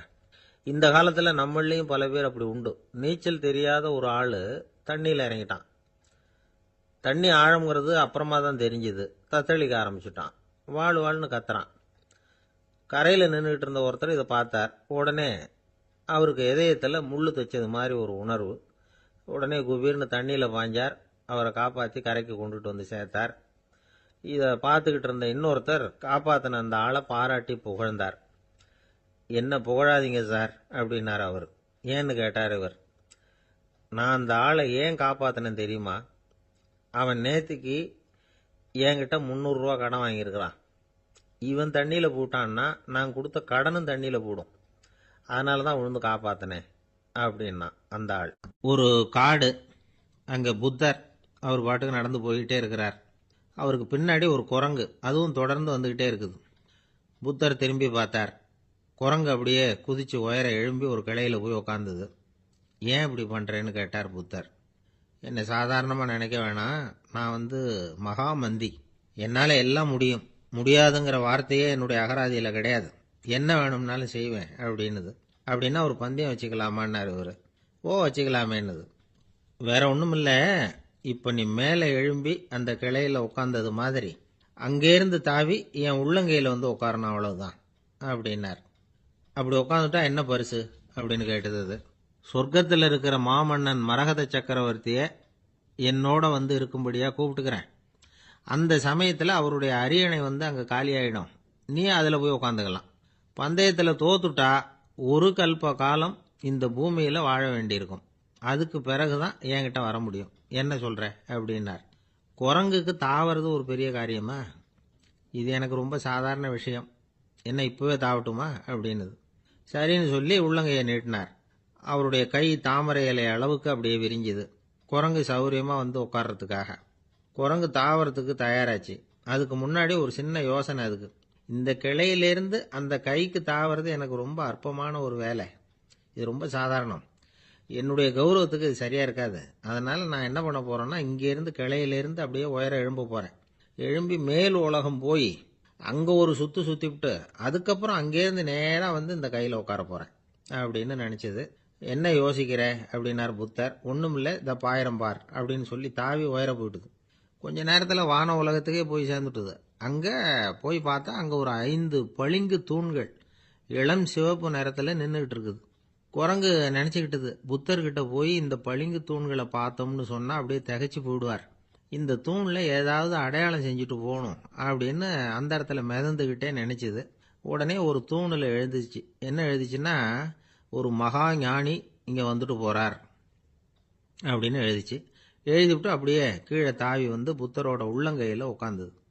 எப்படி பார்த்தீங்களா என்னுடைய வேலை? வான உலகத்துக்கே போய் அங்க இருக்கிற 5 பளிங்கு தூண்களை பார்த்துட்டு அதுல நான் வந்த விவரத்தை எழுதி வச்சுட்டு அதுக்கப்புறம் இங்க வந்திருக்கிறேன் அப்படின்னுது ரொம்ப பெருமையா. அப்படியா அப்படின்னார் புத்தர். ஆமா, சந்தேகமா இருந்தா வாங்க, அழைச்சிட்டு போய் காட்டுறேன் அப்படின்னுது அந்த குரங்கு. அதுக்கு தேவையில்லை, அப்படியே கொஞ்சம் கீழே குனிஞ்சு பார், தெரியும் அப்படின்னார் புத்தர். அங்க பார்த்தா புத்தரோட உள்ளங்கை தெரிஞ்சுது. நல்லா உத்து பார்த்துது. அவரோட ஒரு விரல்ல அது எழுதிய வாசகம் தெரிஞ்சுது. குரங்கு யோசனை பண்ணிச்சு, அப்படின்னா வானத்துல நான் பார்த்தது புத்தரோட விரல்களா அப்படின்னு யோசிச்சுது. இதை புரிஞ்சுக்கிட்ட உடனே அந்த குரங்கோட கர்வம் அழிஞ்சு போச்சான். நம்ம மனசுதான் இந்த குரங்கு. மனம்ங்கிறதும் ஆணவம்ங்கிறதும் ஒரு நாணயத்தின் 2 பக்கங்கள். மனம் உள்ளவரை ஆணவமும் இருக்கும். மனம் அழிஞ்சாதான் ஆணவம் அழியும். மனம் அழிய வேண்டும் அப்படின்னு பெரியவங்க சொல்றது இந்த அர்த்தத்துல தான். நம்ம ஆளுங்க சவால் விடுறதெல்லாம் வேற மாதிரி. ஒருத்தன் ஒரு வாய்க்காலை தாண்டுறேன்னு பந்தயம் கட்டி தாண்ட முடியாம வாய்க்காலில் விழுந்து காலை உடைச்சிக்கிட்டு கட்டு போட்டுக்கிட்டு வந்தான். ஏண்டா அப்படின்னு கேட்டாங்க. நான் பந்தயம் கட்டின நேரம் சரியில்லை அப்படின்னா. எப்படிறான்னு கேட்டிருக்காங்க. வாய்க்காலில் தண்ணி இருக்கிற நேரமா பார்த்து பந்தயம் கட்டியிருக்கணும் அப்படின்னானா. அந்த ஆள் என்ன கண்ணா புண்ணான்னு திட்டிவிட்டான் சார். அதை நினைச்சா எனக்கு ரொம்ப வருத்தமா இருக்கு அப்படின்னு சொல்லி கவலைப்பட்டார் ஒருத்தர். இதுல கவலைப்படுறதுக்கு என்ன இருக்குது அப்படின்னார் ஒரு பெரியவர். அவர் ஒரு மகான். என்ன சார் இப்படி சொல்றீங்க? ஒருத்தர் நம்ம பார்த்து திட்டுனா வருத்தமா இருக்காதா அப்படின்னார். அது எப்படி வருத்தமா இருக்கும்? திட்டுறதுங்கிறது என்ன? அது வெறும் சத்தம் தானே அப்படின்னார் அந்த பெரியவர். நம்ம ஆளுக்கு தலையை பிச்சுக்கலாம் போல இருந்தது. இருக்காதா பின்ன? நமக்கே அப்படி தானே தோணுது. அந்த பெரியவர் சொல்றது ரொம்ப பெரிய விஷயம். அதை நாம புரிஞ்சிக்க முயற்சி பண்ணலாம்னா நடைமுறை வாழ்க்கைக்கே அது ஒத்து வர்றது மாதிரி தெரிய மாட்டேங்குது. இருந்தாலும் அந்த பெரியவர் அதுக்கு என்னதான் விளக்கம் கொடுக்குறாருன்னு பார்ப்போமே. ஒரு ரயில் போயிட்டு இருக்கு. அதில் ஒரு சாது போயிட்டு இருக்கார். அந்த ரயில் அவர் ஹரித்வாரம் போயிட்டு இருக்கார். அவர் ரயிலில் ஏகப்பட்ட கூட்டம். நம்ம ஊர் ரயில் கேட்கவா வேணும்? டிக்கெட் வாங்கிட்டு கொஞ்சம் பேர், வாங்காத கொஞ்சம் பேர். அது என்னத்துக்கு அனாவசியமாக டிக்கெட் அப்படிங்கிற நினப்பில் பாதி பேர். இந்த கூட்டத்துக்கு மத்தியில் அந்த சாதுவும் போயிட்டு இருக்கிறார். உட்கார்றதுக்காக இருந்த இடத்துல ஒரு ஆள் படுத்திருக்கிறான். கொஞ்சம் முரட்டு ஆசாமி. அவன் காலு பக்கத்தில் கொஞ்சோண்டு இடம் பாக்கி இருந்தது. அந்த இடத்துல இந்த சாது உட்காந்துருந்தார். மெதுவாக உட்காந்துக்கிட்டார் போய். ஆனால் அந்த ஆள் ராத்திரி பூரா இவரை காலால் உதச்சிக்கிட்டே இருக்கிறான். அது இவருக்கு ரொம்ப அவமானமாக பட்டுது. அதனால் துக்கம் ஏற்பட்டுது. இருந்தாலும் அதை ஒரு மாதிரியாக சகிச்சுக்கிட்டே இவர் வந்து சேர்ந்தார். பொழுது விடிஞ்சது. அந்த சாது ஹரித்வார் வந்து சேர்ந்தார். அங்கே ஒரு பெரிய ஞானியை சந்திச்சார். ராத்திரி ரயிலில் அந்த ஆள் உதைச்சதையும் அதனால் தனக்கு ஏற்பட்ட துக்கத்தையும் இந்த சாது அந்த ஞானிகிட்ட சொன்னார். சொல்லிவிட்டு, ஏன் சுவாமி, எனக்கு துக்கம் ஏற்பட்டதே அது தப்பா அப்படின்னு கேட்டார். தவறுதான்னார் அந்த ஞானி. உனக்கு இன்னமும் தேக அபிமானம் போகலைங்கிறது தான் அது காட்டுது. அஷ்டாவக்கிரர் என்ன சொல்றார் தெரியுமா? உண்மையான ஞானி யாராவது தன்னை வந்தனை செய்தால் அதற்காக சந்தோஷப்பட மாட்டார், யாராவது நிந்தனை செய்தால் அதற்காக வருத்தப்பட மாட்டார் அப்படின்னு சொல்றார்.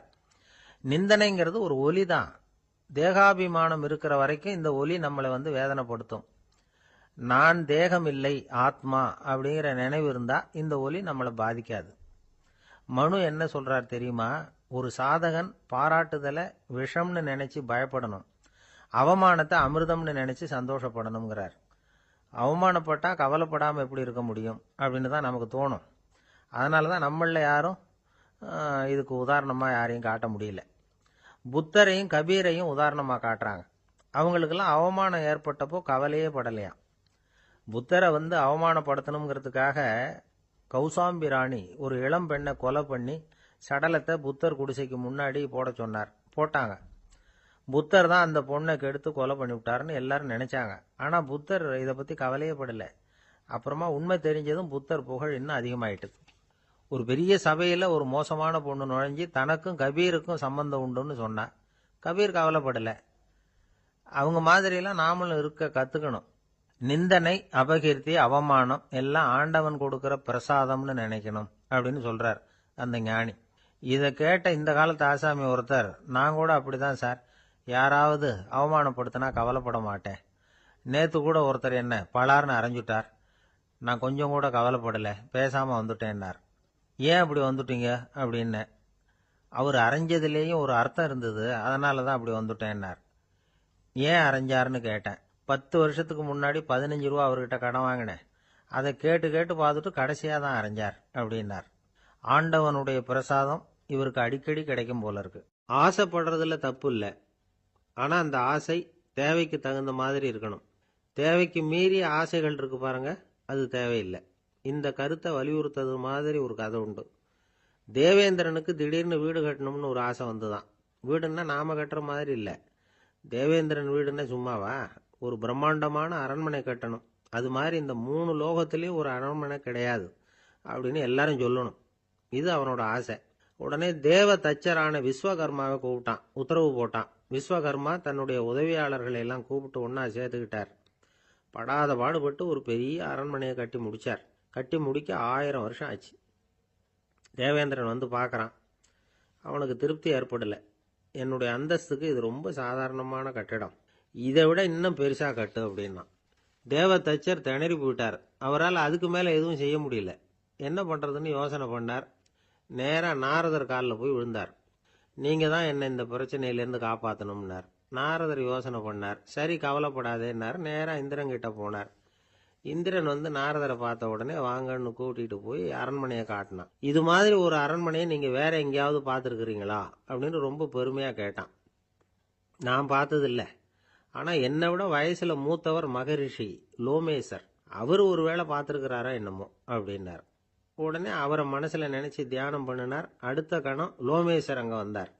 இடையில ஒரு சின்ன துண்டு, கையில ஒரு கமண்டலம், தலையில ஒரு பாய், அவ்வளவுதான் அவர்கிட்ட இருந்தது. எதுக்காக தலையில எந்த பாய் அப்படின்னு கேட்டான் இந்திரன். என்ன மாதிரி அற்ப ஆயுள் உள்ள ஒரு ஜீவன் தனியா வீடு கட்டிக்கிட்டு திண்டாடணுமா? இந்த பாய் தான் ஒரு வீடு மாதிரி எனக்கு நிழல் கொடுக்குது அப்படின்னார் அவர். என்னது, உங்களுக்கு அவ்வளவு கொஞ்சமான ஆயுளா அப்படின்னு ஆச்சரியத்தோட கேட்டான் இந்திரன். ஆமா, இதை பாரு, என்னுடைய மார்புல ஒரு பொற்காசு அளவுக்கு ரோமம் உதிர்ந்துட்டுது. எப்ப என் உடம்புல உள்ள எல்லா ரோமமும் உதிர்ந்துருமோ அப்ப என்னுடைய ஆயுள் முடியும் அப்படின்னார். எப்ப அந்த ரோமங்கள் பூரா உதிரும்னு கேட்டான் இவன். ஒரு பிரம்மா மறைஞ்சதும் ஒரு ரோமம் உதிரும். என் உடம்புல உள்ள ரோமங்களின் எண்ணிக்கை எவ்வளவோ அவ்வளவு பிரம்மாக்கள் தோன்றி அவங்க ஆயுள் முடியும் பொழுது என் உடம்புல உள்ள ரோமங்கள் பூரா உதிரும் அப்படின்னார். அப்படின்னா ஒரு பிரம்மாவோட ஆயுள் எவ்வளவு காலம்னு கேட்டான். ஒரு பிரம்மாவுக்கு 100 தேவ வருஷம். ஒவ்வொரு தேவ வருஷத்துக்கும் 365 தேவ நாள். ஒவ்வொரு தேவ நாள்லயும் ஒன்ன மாதிரி 14 இந்திரர்கள் தோன்றி மறைகிறாங்க அப்படின்னு மகரிஷி லோமேசர் சொல்றார். இதை கேட்டதும் இந்திரன் ஆடி போயிட்டான். அவ்வளவு ஆயுள் உள்ள இவரே அற்ப ஆயுள்னு சொல்றார். நான் என்னுடைய ஆயுளை பெருசா நினைச்சுக்கிட்டு பிரம்மாண்டமான அரண்மனை கட்டணும்னு ஆசைப்படுறேனே அப்படின்னு நினைச்சான்.